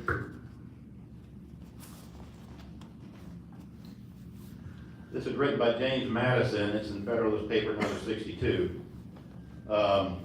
First, it is a misfortune incident to Republican government, though in a less degree than to other governments, that those that administer it may forget their obligations to their constituents and prove unfaithful to their important trust. So obviously, even James Madison, this was back in 1787, I think, when the Federalist Papers were written, is already talking about politicians who don't stay true to their constituents. Another thing, also, Federalist Paper number 62, written by James Madison, he says a good government implies 2 things. First, fidelity to the object of government, which is the happiness of the people. Secondly, a knowledge of the means by which that object can be best attained. Some governments are deficient in both those qualities. Most governments are deficient in the first. And the first being fidelity to the object of the government, which is the happiness of the people. Fidelity being like another word for faithfulness. That's obviously what we're seeing here that's going on. Our representatives are steamrolling this stuff through the State House without us. They don't seem to have any kind of concern about what we think about it. And obviously that is wrong, and the only way that we can fix that is to put pressure on them and vote them out. As your sheriff, should you elect me, I promise not to forget who elected me, that I answer to the constituents of the county. And if you see me wavering from that, you got permission to come down to the law enforcement center and kick me in the butt and get me back on track. Because I don't have any intentions of doing that. So my feelings about the health thing is I'm not on board with it.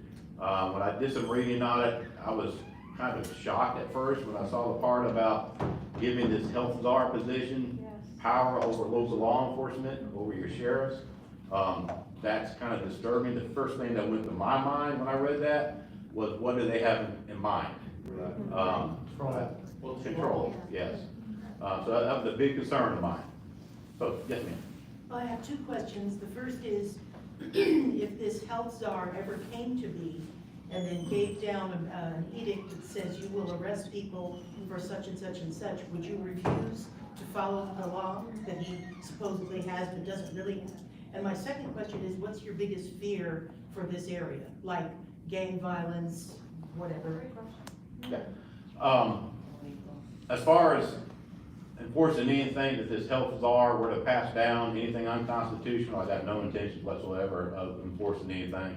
Shutting churches down, for example, that's the First Amendment in the Constitution. You got the right to freedom of religion, freedom to assemble. So no, I had no intentions whatsoever of enforcing anything like that.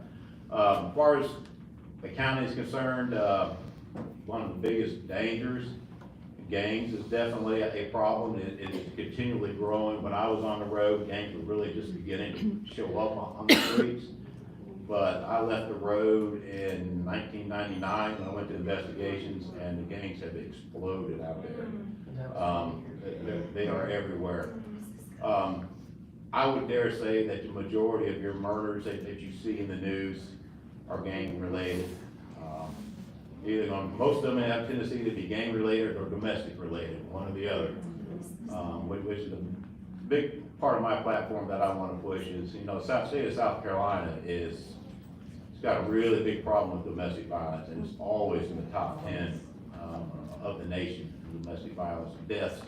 By domestic violence up there, I mean deaths of women being killed by men.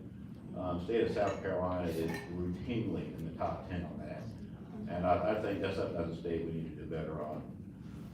So, any other questions? What about illegals that are coming into the area? What would you propose to do to keep them from committing these violent acts that they are doing all over the country? Sure. That is obviously a really big problem we're experiencing. You see in the news where they're putting them on planes and buses and sending them all over the country, to include right here in Greenville County. I've heard stories of where they're dropping them off at, I think, the Spink Station on Deer Highway and Pumpkintown Road, I think it is. I hear over there at White Horse Road as well. Oh, yeah. Yeah, it's a problem. There's no doubt about it. One of the things that can be done, ICE will allow you to, a local sheriff, to sign what they call a memo of agreement with them. And what that does, it's not much, but what it does, it helps, is any illegals that are arrested and go to jail, you contact ICE, they'll come and pick them up and ship them back. my concern to that is you got the federal government right now that's bringing them in droves. Why would they be willing to take them back out? I don't know. It's a problem. I think maybe one of the ways that it could be fought is going after businesses that are hiring them, the illegals that are opening up their own businesses, being on top of them, making sure that their businesses are legit, make sure they got proper licensing, whatever, insurance, anything that anybody else would have to have. I was talking to a landscaper the other day, and he was telling me he's having a really hard time being competitive with other landscapers because they're hiring illegals. And they're paying them, I don't know, $5 an hour, whatever it is that they're paying them, which of course the average American is not willing to work for $5 an hour. Yeah, well, they're getting supplements from the government anyway, so they're making $10. E-verify. Yes, exactly. I think, sorry, there was another question over here, okay, ask a question. Yes, ma'am. My understanding is that ICE will not mess with them unless it's a heinous crime. If it's breaking and entering, or if it's a drunk driving, or any of that stuff, they won't mess with them. You're stuck. Okay. And that's very likely may be true. Either way, right now, with the federal government bringing them in like they are anyways, why would ICE, part of the federal government, why would they even be willing to send them back? I mean, it'd be kind of counterproductive what you're trying to do anyways. Brett? Thanks. So if you were not helping a state authority enforce unconstitutional things, that would be a level of protection for us, right? Like, have you given any thought to what you would do about city authorities or corporate authorities in Greenville County enforcing things, recommendations from the state that are not constitutional? All right, as far as the municipalities are concerned, I mean, the sheriff is the top law enforcement officer or executive, whatever, in the county. Municipalities have police chiefs. That was something that would obviously have to be addressed that way. Police chiefs answer typically directly to a city council. They're not voted in, they're not elected officials. So they're kind of in a bad spot from that standpoint, because they either do what they're told or they're gonna get fired. Yeah. So yeah, that would be a problem. But in the county, I'm enforcing it, and that'd be something to consider as far as where you do business at and everything. What's being done where. But yeah, I mean, as far as what I could force somebody to do in the city, it would be pretty limited, because they've got their own police force. Yes. You're running against Hobart Lewis, and contrast yourself to him. What do you think he's not doing that you would do better? And the other question to that is, with all these issues going on, are we understaffed with sheriff deputies to cover the county? Yes, I think one of the big things that I noticed when I worked at the sheriff's office is what I call duplication. There are several special units inside the sheriff's office that overlap each other. They're kind of basically doing the same thing. I think that's a little unnecessary. It's a waste of manpower. We have a lot of positions at the sheriff's office that I don't think need to be sworn positions. They could be civilian positions, and take the sworn deputies and put them where they're needed for sworn duties. That's to me, one of the biggest problems inside the sheriff's office. It's just the duplication and positions being held by people that are sworn that don't need to be sworn positions. The other question about the officers, remember? Oh, yeah, Manpower is, do we have deputies to cover the county? Yeah, obviously problem? manpower is low, always has been, ever since I worked there, that's always been a problem. Law enforcement is kind of considered that necessary evil with county councils, not just our county council, but just across the country in general. So they hire as few as they possibly can get away with. But that's one of the things I was just talking about, is putting these deputies that are sworn deputies that are in positions that don't necessarily have to be sworn. For example, just one example, the front desk has got sworn deputies that work down on the front desk. You got able-bodied deputies down there taking reports and answering phone calls. I'm not saying that's not important, but you don't necessarily need a sworn deputy down there to do that. my thing is put one sworn deputy down there, because it could be an issue for a sworn deputy down and maybe serving a warrant or something along those lines. But everybody else down there could be civilian. It could be, you got so many retired deputies out there, retired law enforcement officers, that would probably be ecstatic to work in a part-time basis, work down there on the front desk. It keeps them involved in things that are going on. And you save money part-time, you don't have to provide benefits with it, you know, they're a lower pay rate. And I think overall that would be very much more efficient for the sheriff's office to operate that way. Yeah. So I've lived here about 9 months. I have never seen a sheriff's car out monitoring the roads. I guarantee if you would put a car out on Sandy Springs Road, you would generate so much revenue. And the drag racing, I mean, that road, they're shut down. They shut the interstate of Baldwin and Sandy Springs and had a drag race and were shooting guns off and threatening the homeowners. And 2, 3 o'clock, 2 to 3 o'clock in the morning, they're drag racing up and down the road. There's been a death on that road. There's wrecks all up and down 385. Why are the roads not monitored for speed? Yeah, I wasn't aware about the drag racing. I got video if you wanna watch it. You had a question? That's pretty. Yeah, I had a question. I'm concerned with a good point about the health czar, that they would be actually, over you would actually be able to tell you what to do. What can we do as constituents to stop that type of authority happening? Because we see all this going on and it's being railroaded against us. Sure. At such a fast pace. Yes. That's a real concern. It is a real concern. We're in the medical field. Okay. Yeah. I believe there's power in numbers. A few people complaining about something is not gonna get as much of a response as a large number of people. I believe it's important to stand behind, your local officials, as long as they're doing what they're supposed to be doing. As far as this health czar having power over the sheriff and everything, whether you all elect me or if you elect, Sheriff Hobart Lewis, if you keep him, either way, you need to get behind that sheriff and show support, when he takes a stand like that against that kind of a thing, because there's a lot of flack that's gonna come with it when that sheriff takes that stand.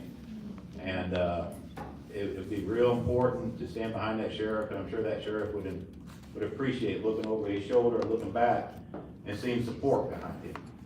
So I think that's the important thing to remember about that. Catherine? So does Hobart right now have the power to do some of the things you're suggesting? To change up what's going on internally in the sheriff's department? And also, how many active deputies does this department employ? Okay. Does he have the power to change some of the things? Yeah, absolutely he does. He can make any of those changes today.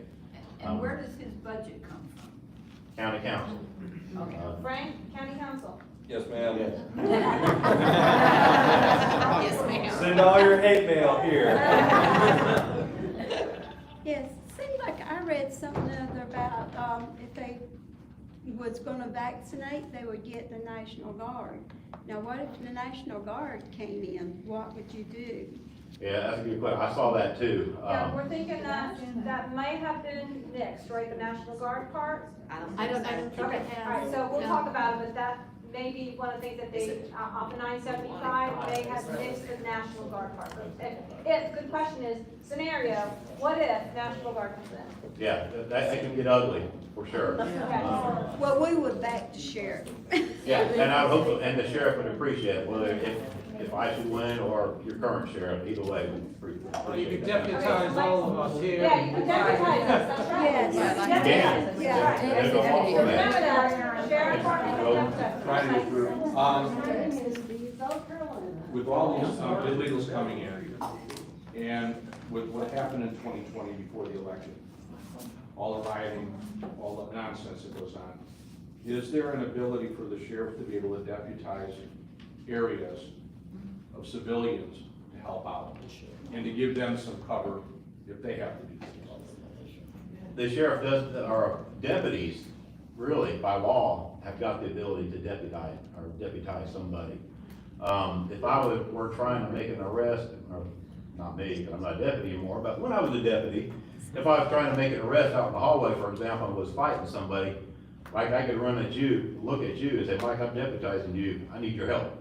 And you could join in. So yes, could the sheriff do something like that? Absolutely, I believe so, yes. So that might be some plans that we have to think about down the future, is, these kind of town halls, and get involved at that level. I don't know if it's a militia or whatever you call it, but whatever you call it, a deputizing town hall type of thing. Ron, you had a question? Well, how would you work with the Sheriff's Association in the state differently than what is being done now? Is there an opportunity for sheriffs to organize in the state and just refuse or nullify a lot of what's going on? Just we're not going to take people's guns. We're not going to do this. And make it public. And what we're talking about here, deputizing. If I need to, I'll call upon citizens because this is not constitutional. Yeah. Can that be done through the Sheriff's Association? Yes. I mean, I've never been a part of it. I'm not a sheriff, so I've never gone to any of the meetings. But certainly, could they sit around and talk about what we're gonna do? Of course, you gotta remember, you got some Democrat sheriffs and you got Republican ones, so there could be some difference of opinion there, but absolutely, could they sit down and say, look, this health czar stuff is coming down, they're gonna try to take powers away from the sheriffs, this is how we're gonna handle it. Well, yes, and I would like to think that they are discussing that inside. I went to the website, really couldn't find anything on it, any kind of information on the website as far as whether or not they are or not, but yes, I would believe they could. Yes, sir. My question about the Constitutional Sheriff's Association, could it be a association, like a constitutional sheriff? Yes. Did you join that? I've actually joined that, the Constitutional Sheriffs and Peace Officers Association. Actually, what I found out when I went to the website, I had no idea I could join it now. I figured you have to be a law enforcement or even at least a sheriff or a police chief, but each and every one of us in here can join it. And I joined, and I am a member of it, and I watched some of the videos from a guy named Sheriff Mack, and he's a good guy. He's a hardline constitutionalist, and we learned a lot from him. So yes, I already have joined. Wonderful. Okay, question? Last question. Oh. Go ahead. Well, follow-up, one question before it didn't get an answer on. Do you know how many deputized sheriffs in the department right now? And another quick one is, what's the relationship? I don't know if I really understood the relationship between the sheriff's department, which covers the county, and city police, like in Greer and Greenville, and what's the relationship there? Is it good? Could be improved? I don't know. Yeah, well, everything can be improved, I believe.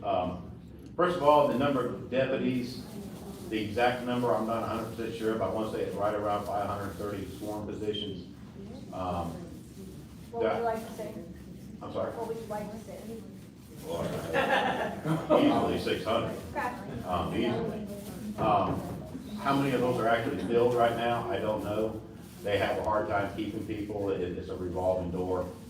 A lot of different reasons for it, I'm sure. Part of it's the current atmosphere with law enforcement, how they get treated.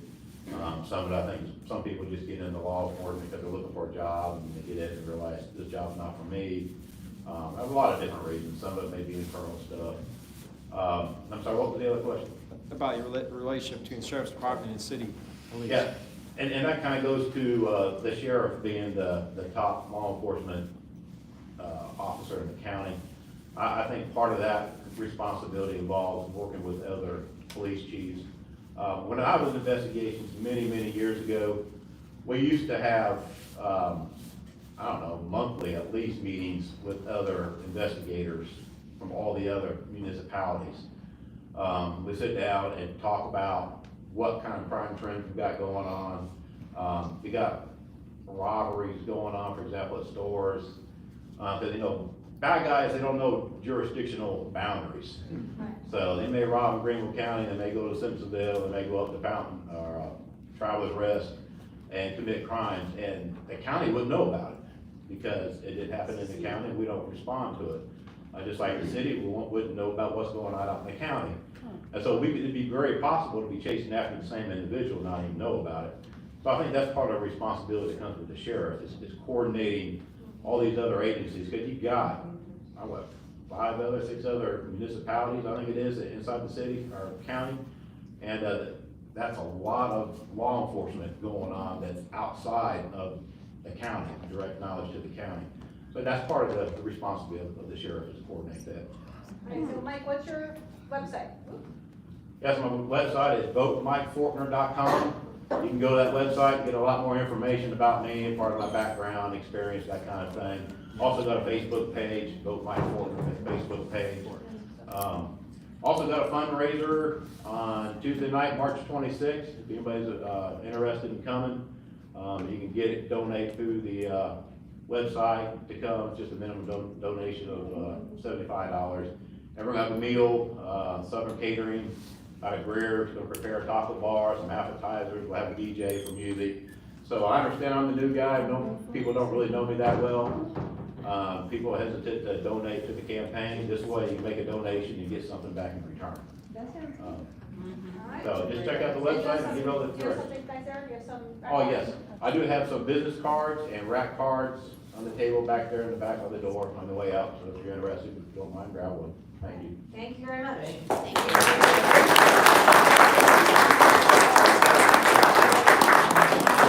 so we're going to our next phase where Frank's going to come and talk to us a little bit about some updates.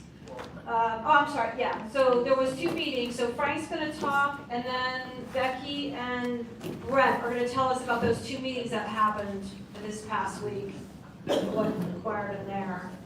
And it's getting chilly in here? Yeah. Right? Yeah. Okay, so who's the expert? Maybe Troy. Troy can, just a little bit. Okay, we have about an hour and 5 minutes. So, a couple minutes here, Frank, right? What do you wanna, Becky, you wanna talk first? Yeah. All right, Becky's gonna tell us a few minutes on what happened at the meeting. It was a Freedom Caucus meeting. Freedom Caucus meeting that happened on Thursday night. It was, Woodruff Road. Yes. And it's about medical freedom. I can do this fast because I made copious notes.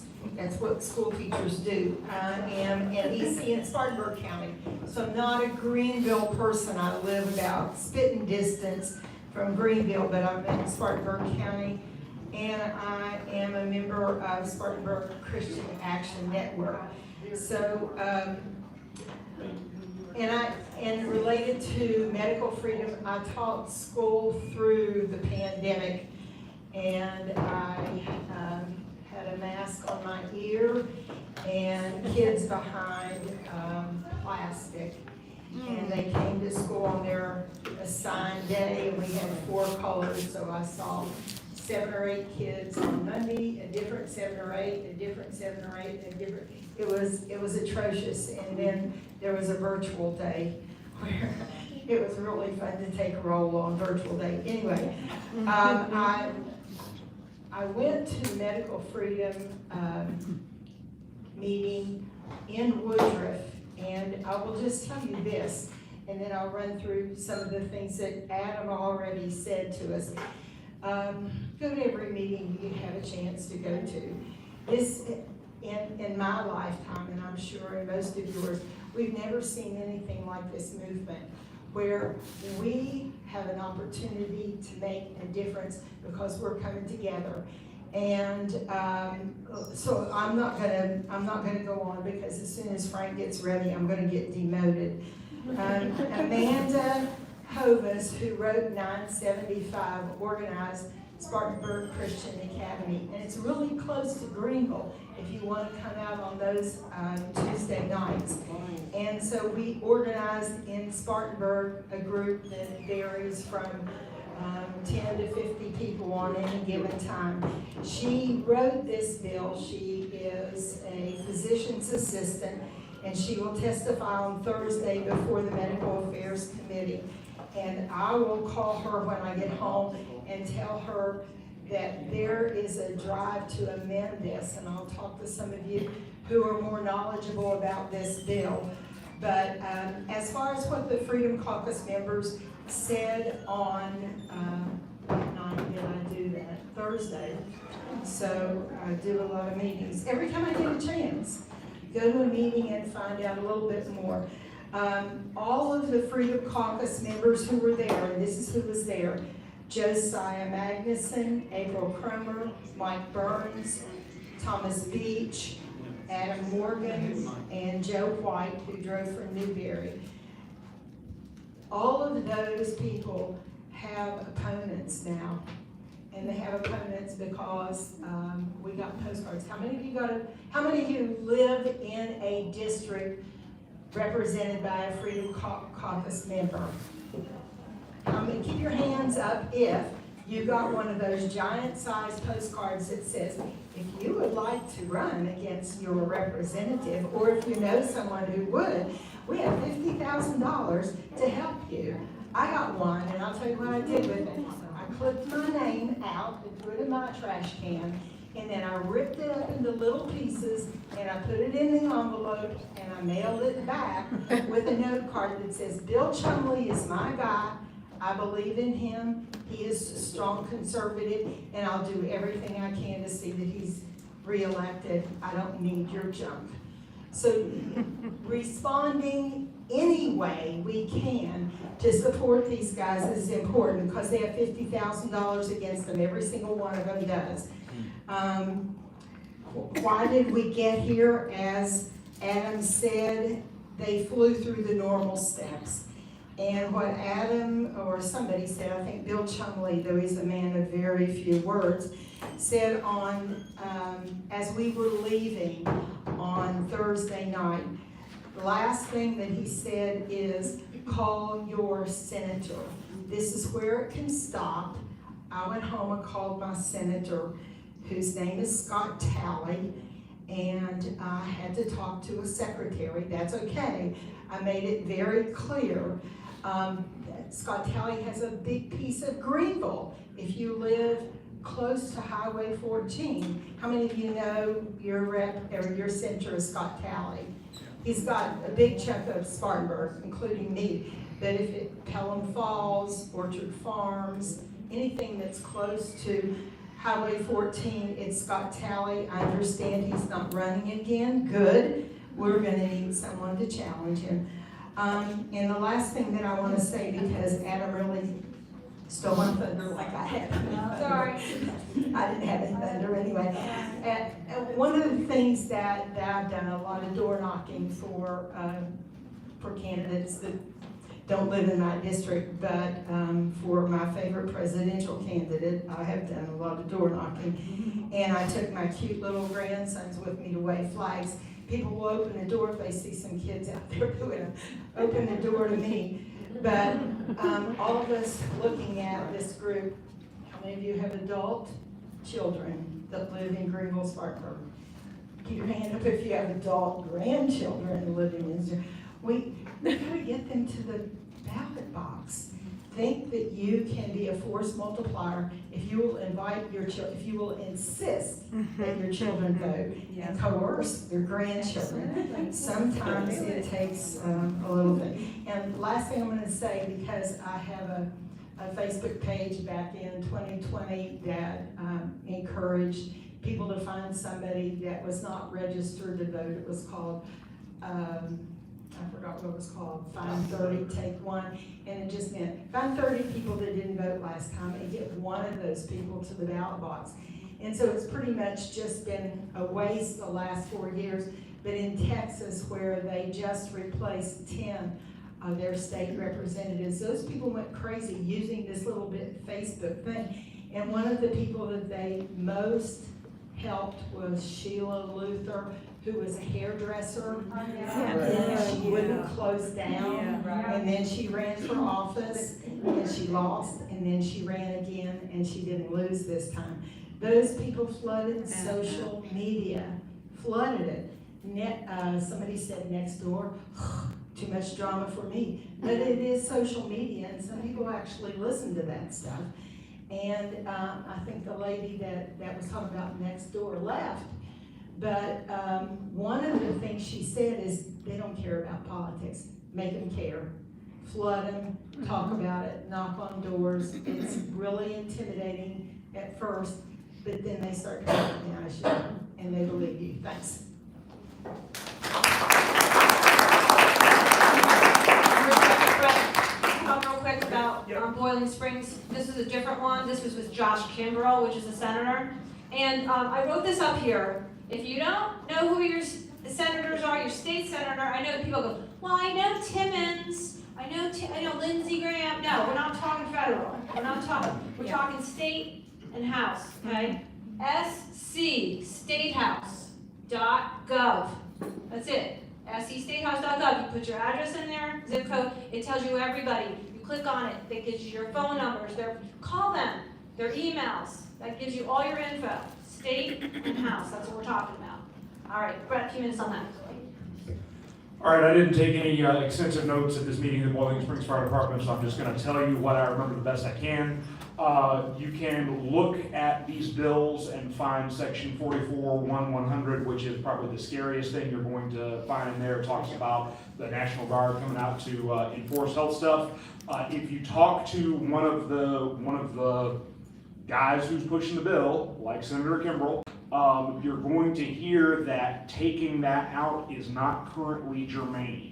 That if you want to try to take out things that were implemented in 1908 about the National Guard helping with health emergencies, they've been told, or they want to tell you, that taking that out of these bills is not currently germane and that they are working on it in a future bill.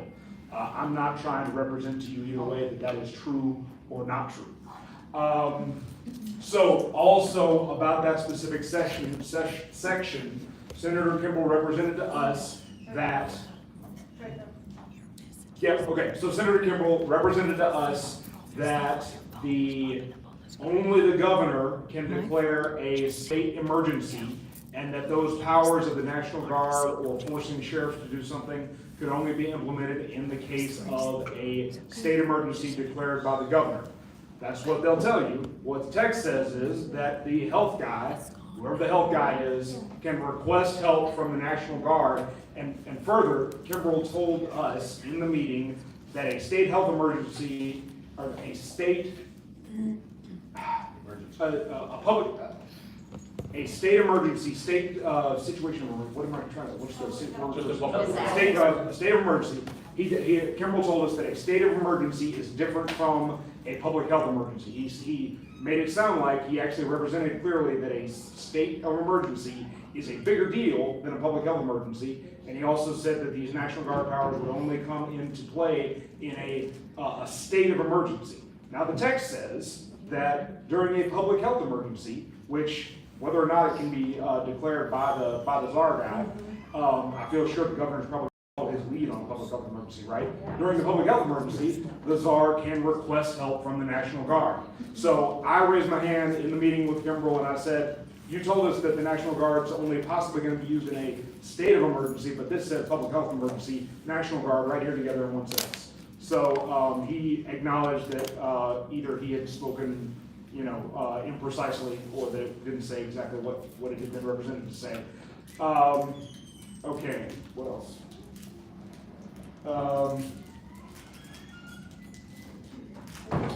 One more thing. So there were two House reps at this meeting. One of them was Stephen Long.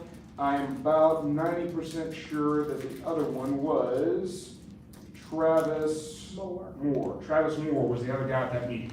And when people ask about these emergency powers, Travis Moore stands up and says, all the people that you're concerned about over, using these emergency powers inappropriately, they've taken an oath of the Constitution. Basically, you don't have to worry about them overstepping.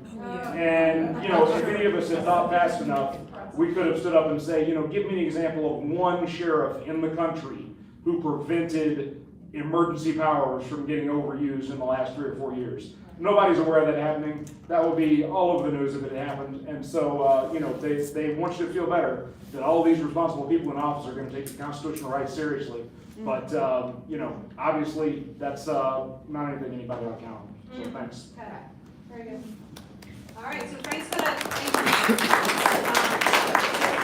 go over pretty quickly over, what do we got? The codes here, a little bit like the updates of it. Updates on the bills. Frank Gunther, I'm the vice chairman of the Greenville County GOP Legislative Committee. And we're following these things, and I'm very impressed with what a lot of people know. A lot of people are talking about what they've heard and things like this. I just want to flesh out, and you've mentioned this is the linchpin here, and they say this code of law, section 44-1-100. A lot of them say that that's already written, that's true. This is not working. Okay, this is working better. What I've got here, up here, and I'm willing to take a picture of that if you want. More than happy to. The upper part here is what's actually in the section, the code of laws, or laws right now. This one I took out of one of the bills in 5. It's basically cut and paste. And they are correct, you mentioned that they always take excuses, that they're already in, it's already a law and everything like that. Any of these bills, they can go ahead and amend and adjust. So that's the linchpin, that's where it gives them the power here. All goes to the czar, and these, that are consolidating these bills into the czar, and he has these powers. So they can he can take it and enlist the sheriffs, the police. The police must aid and assist, must carry out and obey his orders. National Guard is a may. So now I'm going to go through the bills here, what we're looking at.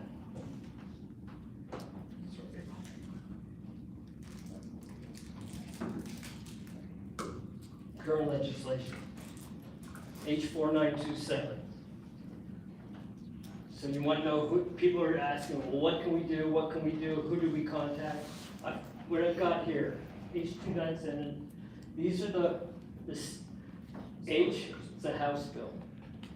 It's originated in the House. Right. These are the people who authored it. These are your contacts. These are your legislators. Currently, the bill is creating that Executive Office of Health and Policy, and it's creating that czar.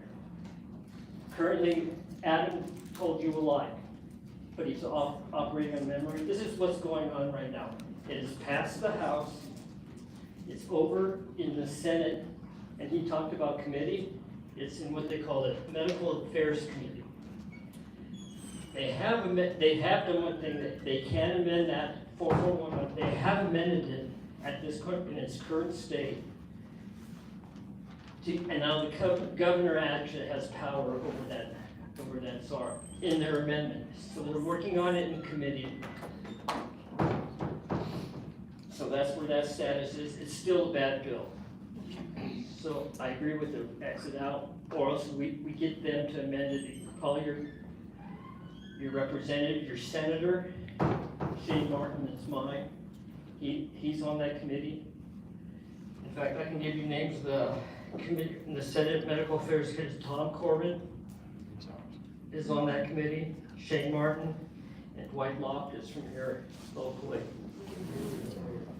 Frank? Oh, gosh, everybody went wrong. Yes, sir. Boo.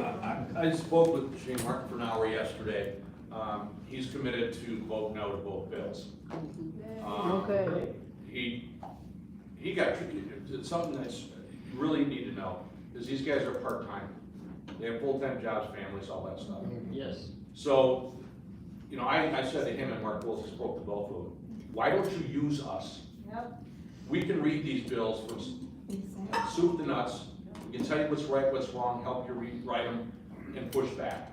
They're moving really fast. These bills in particular, I've never seen anything fly through so fast. And it is directly to WHO and what they're gonna do in May. So everything's getting set up state by state. But Shane is voting against both of them. That was because we were able to activate as quickly as we did and got a lot of people to push back.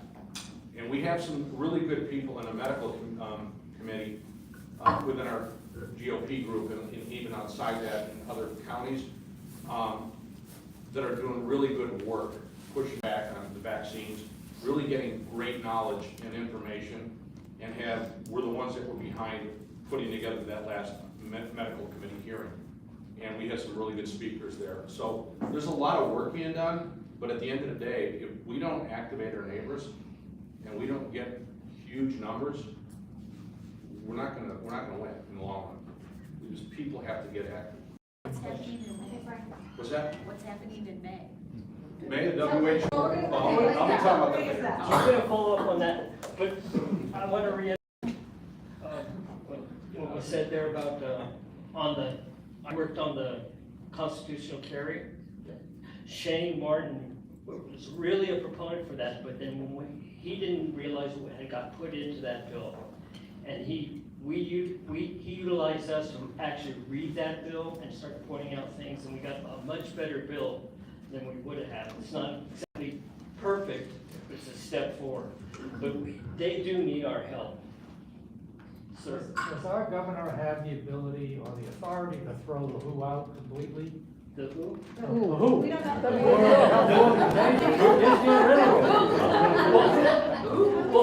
Well, no, look at the way the who's pushing the legislator. I know what's going on there too. Right. It's coming down from the top. No, but he could possibly, going to the as Adam mentioned here, these guys, legislators gonna pass, are trying to pass these bills, I know. uneducated and not, but they pass the bill, he could veto this bill. But they still have their influence, they got money, they can go hide behind somebody else and write another different check, so I say, who get out of here, and then it's gonna be what's gonna be in here. That's a good one. Third base. Okay, so we'll move on to the second one, so S9105, these two bills, 4927 and 915, basically same bill, different author. So, it came out of the House 4927, S0915 is a bill. Basically the same thing. And so, just a race to finish and who invented here, who's gonna get all the accolades and all that. Where that is, it's currently passed the Senate and it's in the House, so they've switched places. So now, the Senate Bill 915 is in the House and it's in the Judiciary Committee. And they have left that section 4, at this point in time, that section's unchanged. So the czar, actually, the way that's written, the czar has more power than the governor. So it's still that Yeah, section if- 44-100. Yeah, that's the section, and they can amend it. You call them and say that this bill sucks, and they say, well, it's all, 411 is, and they'll say, well, it's already written, it's already law. No, they can amend it, they can change it, that's what it puts the pressure on.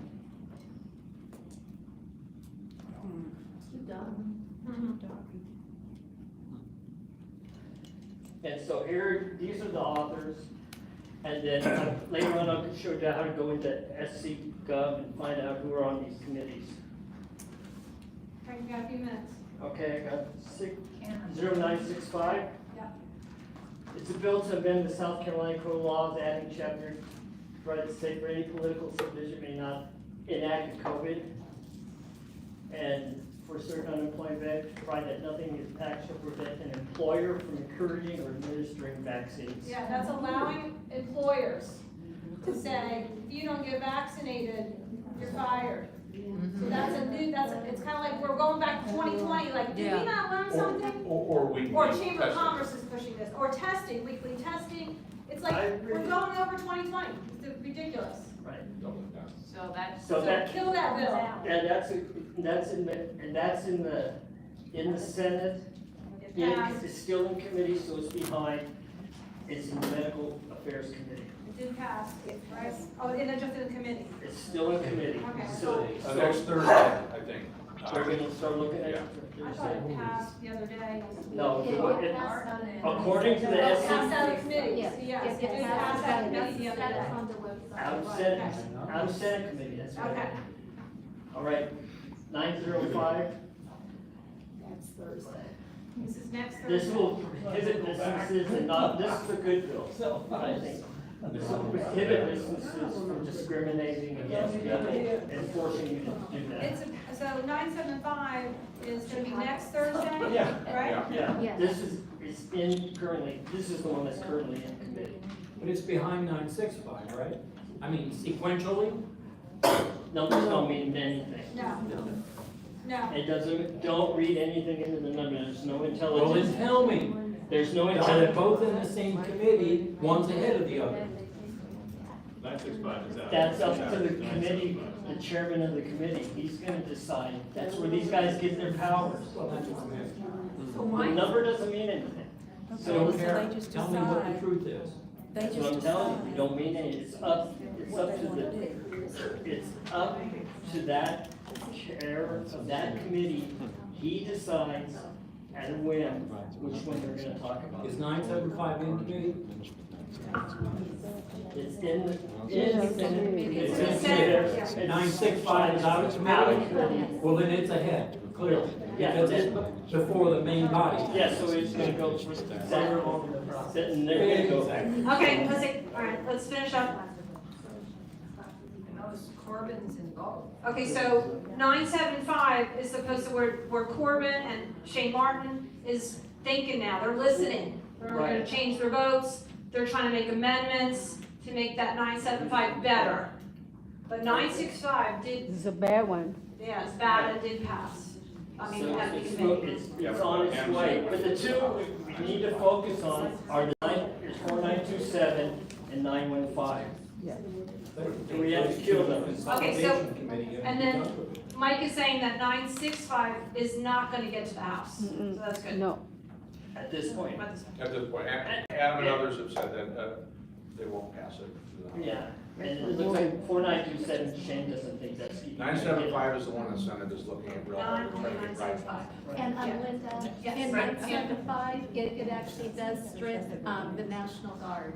Yes. It still strips the power of the sheriff, but it doesn't, but it strikes the National Guard. Strikes out the National Guard in 975. In 975, yes. So, for educate, this is where you can go to, for these, scstatehouse.gov, go to that site. And you can do a search on these bills, you can find your legislator, who your legislator is. And you can actually get an app. Go to the App Store and get SC Legislator. And you Frank, can- when you look for the bill, is there any specific, like, go to that website, what do you look at? There's a search for bill, there's a place search for bill, you can put in the number. And make sure the year So I says gave you the very first of the 2023, meeting. not an older bill. Right. Catherine, you had a question. So, do any of them, I mean, because I'm not gonna trust the governor to override what a czar says, because he's already shut us down.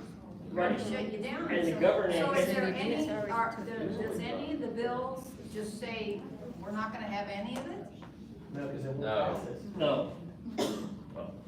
So, Restate the question. of the ones that are the No, best the idea is for to is the call your 975. representatives, call your people on this committee, and you can find out who's on the committee in there. I gave you the one medical affairs committee. They're right here, Dwight Loftus, Shane Martin, Tom That 49 Ford. say, Well, if everyone wants to contact them. screenshot the other Right. ones, Yeah, we could go take back. a picture, folks, this is good. Yeah, 'cause And you had a down. question, I'm sorry, McAllister will shut us. in the orange, Not in. you had a question. Me? Yes. Oh, well, I do have a question, I didn't have I coughed. Corbin, is it the same Corbin? Why would he He's let doing both. 965 out of committee and then say, oh, 975 is gonna be better? Why is he doing this? Why is he Who on is he? both bills? Yeah. Good question. I don't know any of Well, that. I'll take a shot at it. Okay, This is usually just you got- conjecture, but, they want to author bills to get through it. It's, you're a legislator, you want to get legislation through. So they throw a couple of different bills at to try to get one through. They're not going to push both through. But as they've gotten feedback from all of us and from our legislative committee, they've seen all the holes, because none of them are really looking at the whole thing. And so then we point out holes and bad things, and then they go, whoops, and they get that pushback, and then they respond. That's why it's so important for us to respond, Yes. be engaged. Or judgment. Otherwise, they would shove these bills through. Well, because if you think there's only, how many, if there's 45 of them, there's not, the senators are a little bit, excuse me, ladies. There's a little bit more with the senators, like what Adam was saying, because there's less of them.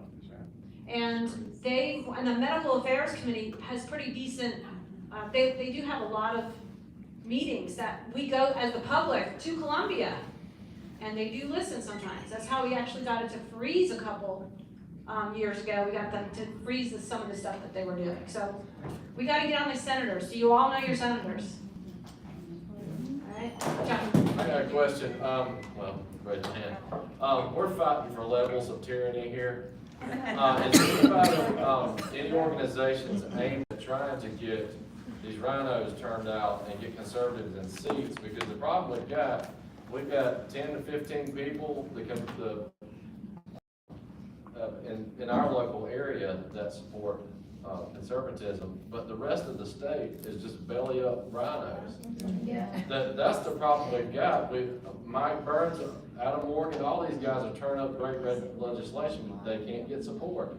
They get scoffed and turned out. That's what we're trying to, we were discussing this at the GOP meeting, that I felt like if we went with this Mama and Papa's coalition, Mama Bear, Papa Bear coalition, and we went as everybody learns, a bunch of women, you have to have a flexible schedule, really, that's the only thing you need to do.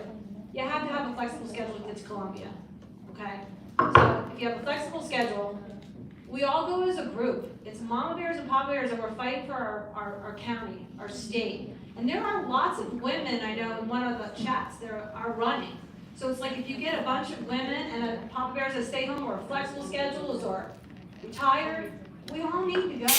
We all need to run against Mark Willis, David Vaughn, Ross Turner, Scott Talley, all of them, you guys. We have Danny Burton. We need to go. We need to find a way. There's got to be connections in the GOP, like Capture SC is the only effort I've ever heard of to try to push to get conservative legislators voted in. Well, first you gotta recruit them, okay? So if you wanna run So for, are we done, Frank? You're done, right? We're good? Okay, good. All right, so if we're you wanna run gonna for county council, it's $1,000 entry. If you're gonna run for these House seats, I think $300. 208 and 416. So 208 it's is not House. overly burdensome for 416 is Senate. state senator or US or state rep, but county council is a little bit more expensive. But you gotta find people that wanna run. They have to have the time to be able to go to Columbia whenever they have their sessions. And so that's harder than it sounds. But that's what we want. And then the other thing is you gotta vet the people that you're asking. Are they really conservative? Do they have a spine? Are they gonna stand with the people? And that's a lot harder than it sounds. I think the logical ground foundation would be a GOP. If you know you got, is it Lexington that's conservative? You know, as we win these GOPs, they are the people, the worker bees that can go out and find the candidates and promote them. But that's an effort that's. We need more help, we really do. And that's where we are, that we're thinking of some kind of a different way of looking at this as a group to run. Like, can you imagine if it's like all of us, whatever, all of us are gonna run. Can you imagine getting a bus and we're going down there? Can you imagine the publicity we would get? That we're all running. That has been done, I think, in some counties in the state. That's the thing. Can we do that? Well, are you all willing to do that? You know, if you have a flexible schedule. I know we're all afraid. We're all afraid. This is crazy. What are we getting into? But you know what? I get it. So we're getting nowhere with a majority that's Republican, but they're rhinos. Wouldn't it be more conservative instead of fighting like dogs in Greenville County over petty issues? Focusing on Capture SC? Focusing on interfacing with other GOP, county GOP? That'd be great. And building. It would be great, Josh. That'd be great. Okay, so we're on, okay, go ahead, Troy. Here's the other thing is, we've all heard this statement of the silent majority. Right. Is there a reason that the majority is silent? There is, because we don't have, to your point, folks that have backbone that are truly representing the people. I mean, Danny Burton is my senator, and I'm shocked that he is a sponsor on S915. He's an author. Yes. Ron? Your idea about mom and pop, I love that idea. That's what people keep telling me, this is an idea. But this is happening so quick, sometimes time running pieces of problems, and has to make a change. But you can't have, you know, a march on Columbia you know, pick out a date and get your WRD radio backers to be announcing this and start setting a date. And start, see if you get some momentum that way. I'm not sure how big this mom and pop thing is, but it's a great idea. I know there's a lot of moms out there. There's a lot of mamas and there's a lot of papas out there. There's a lot of mamas out there that are flexible schedules. In a month, and everybody shows up down there because they don't want it. It is, it is. Yes.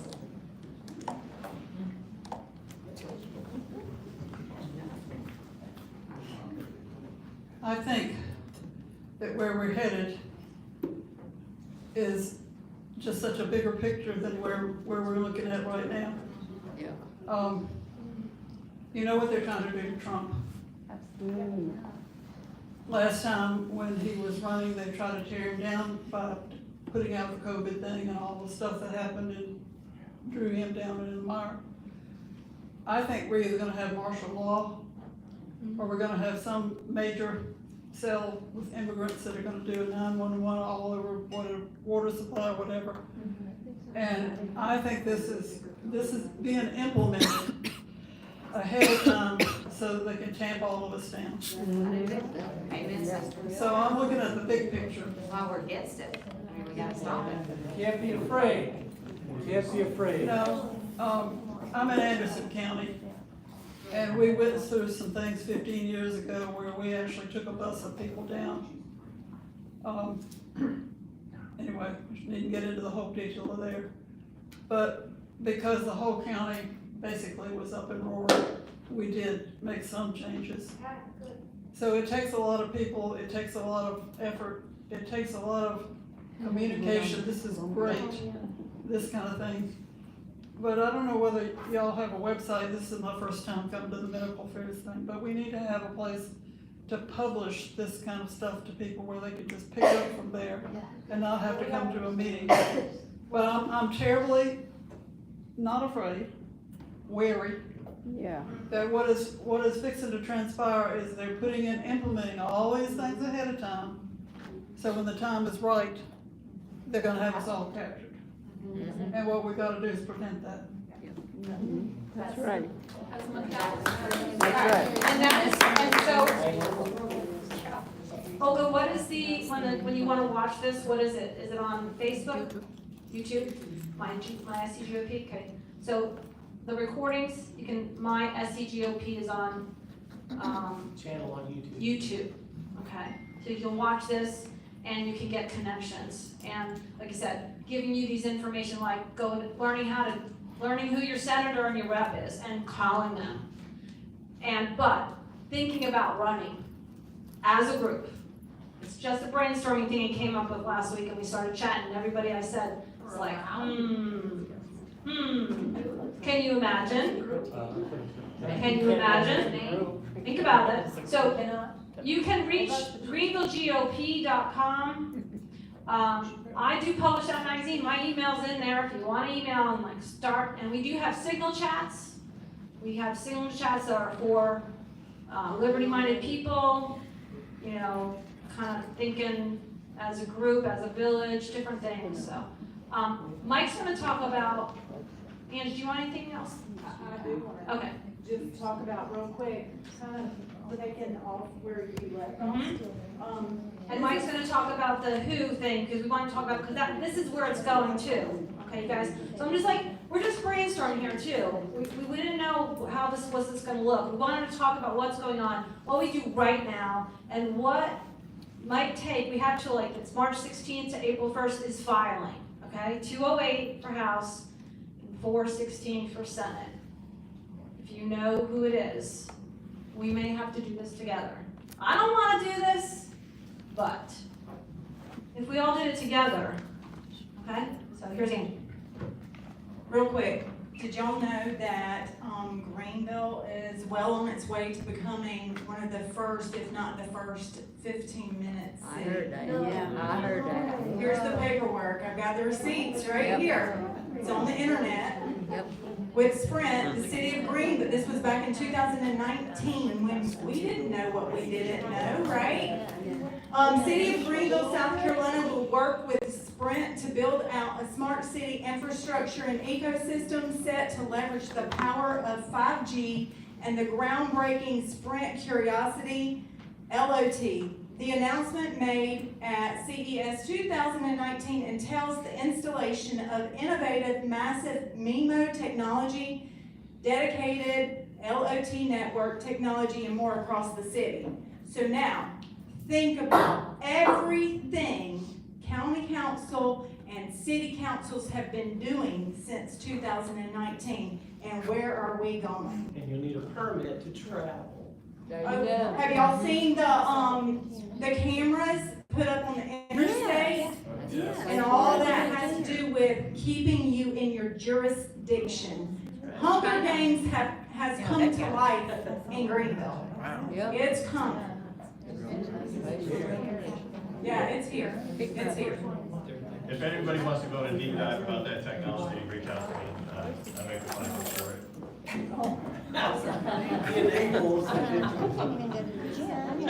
Turn it off. I don't know the equipment side of it. I just make the connectivity.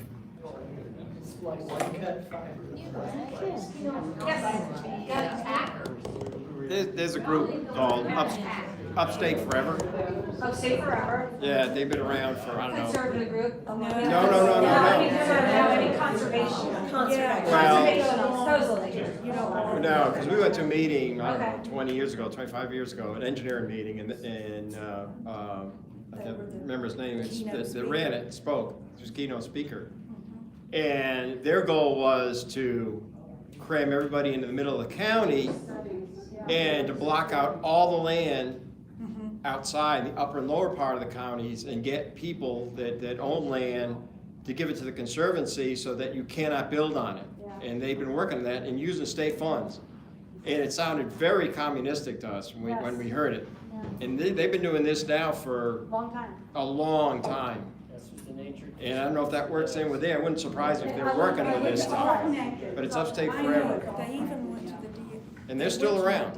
They're still around, they're still very active. Communists are very patient. To put farmland into conservancy. Yeah. Yeah. It's a huge push for it. Yeah. Yep. It's one of the things that we looked at, but I would say if you know anybody that owns farmland that's thinking about it, please read it very, very carefully. It's, there's some nuances in there that aren't so protective of your farmland. Yeah.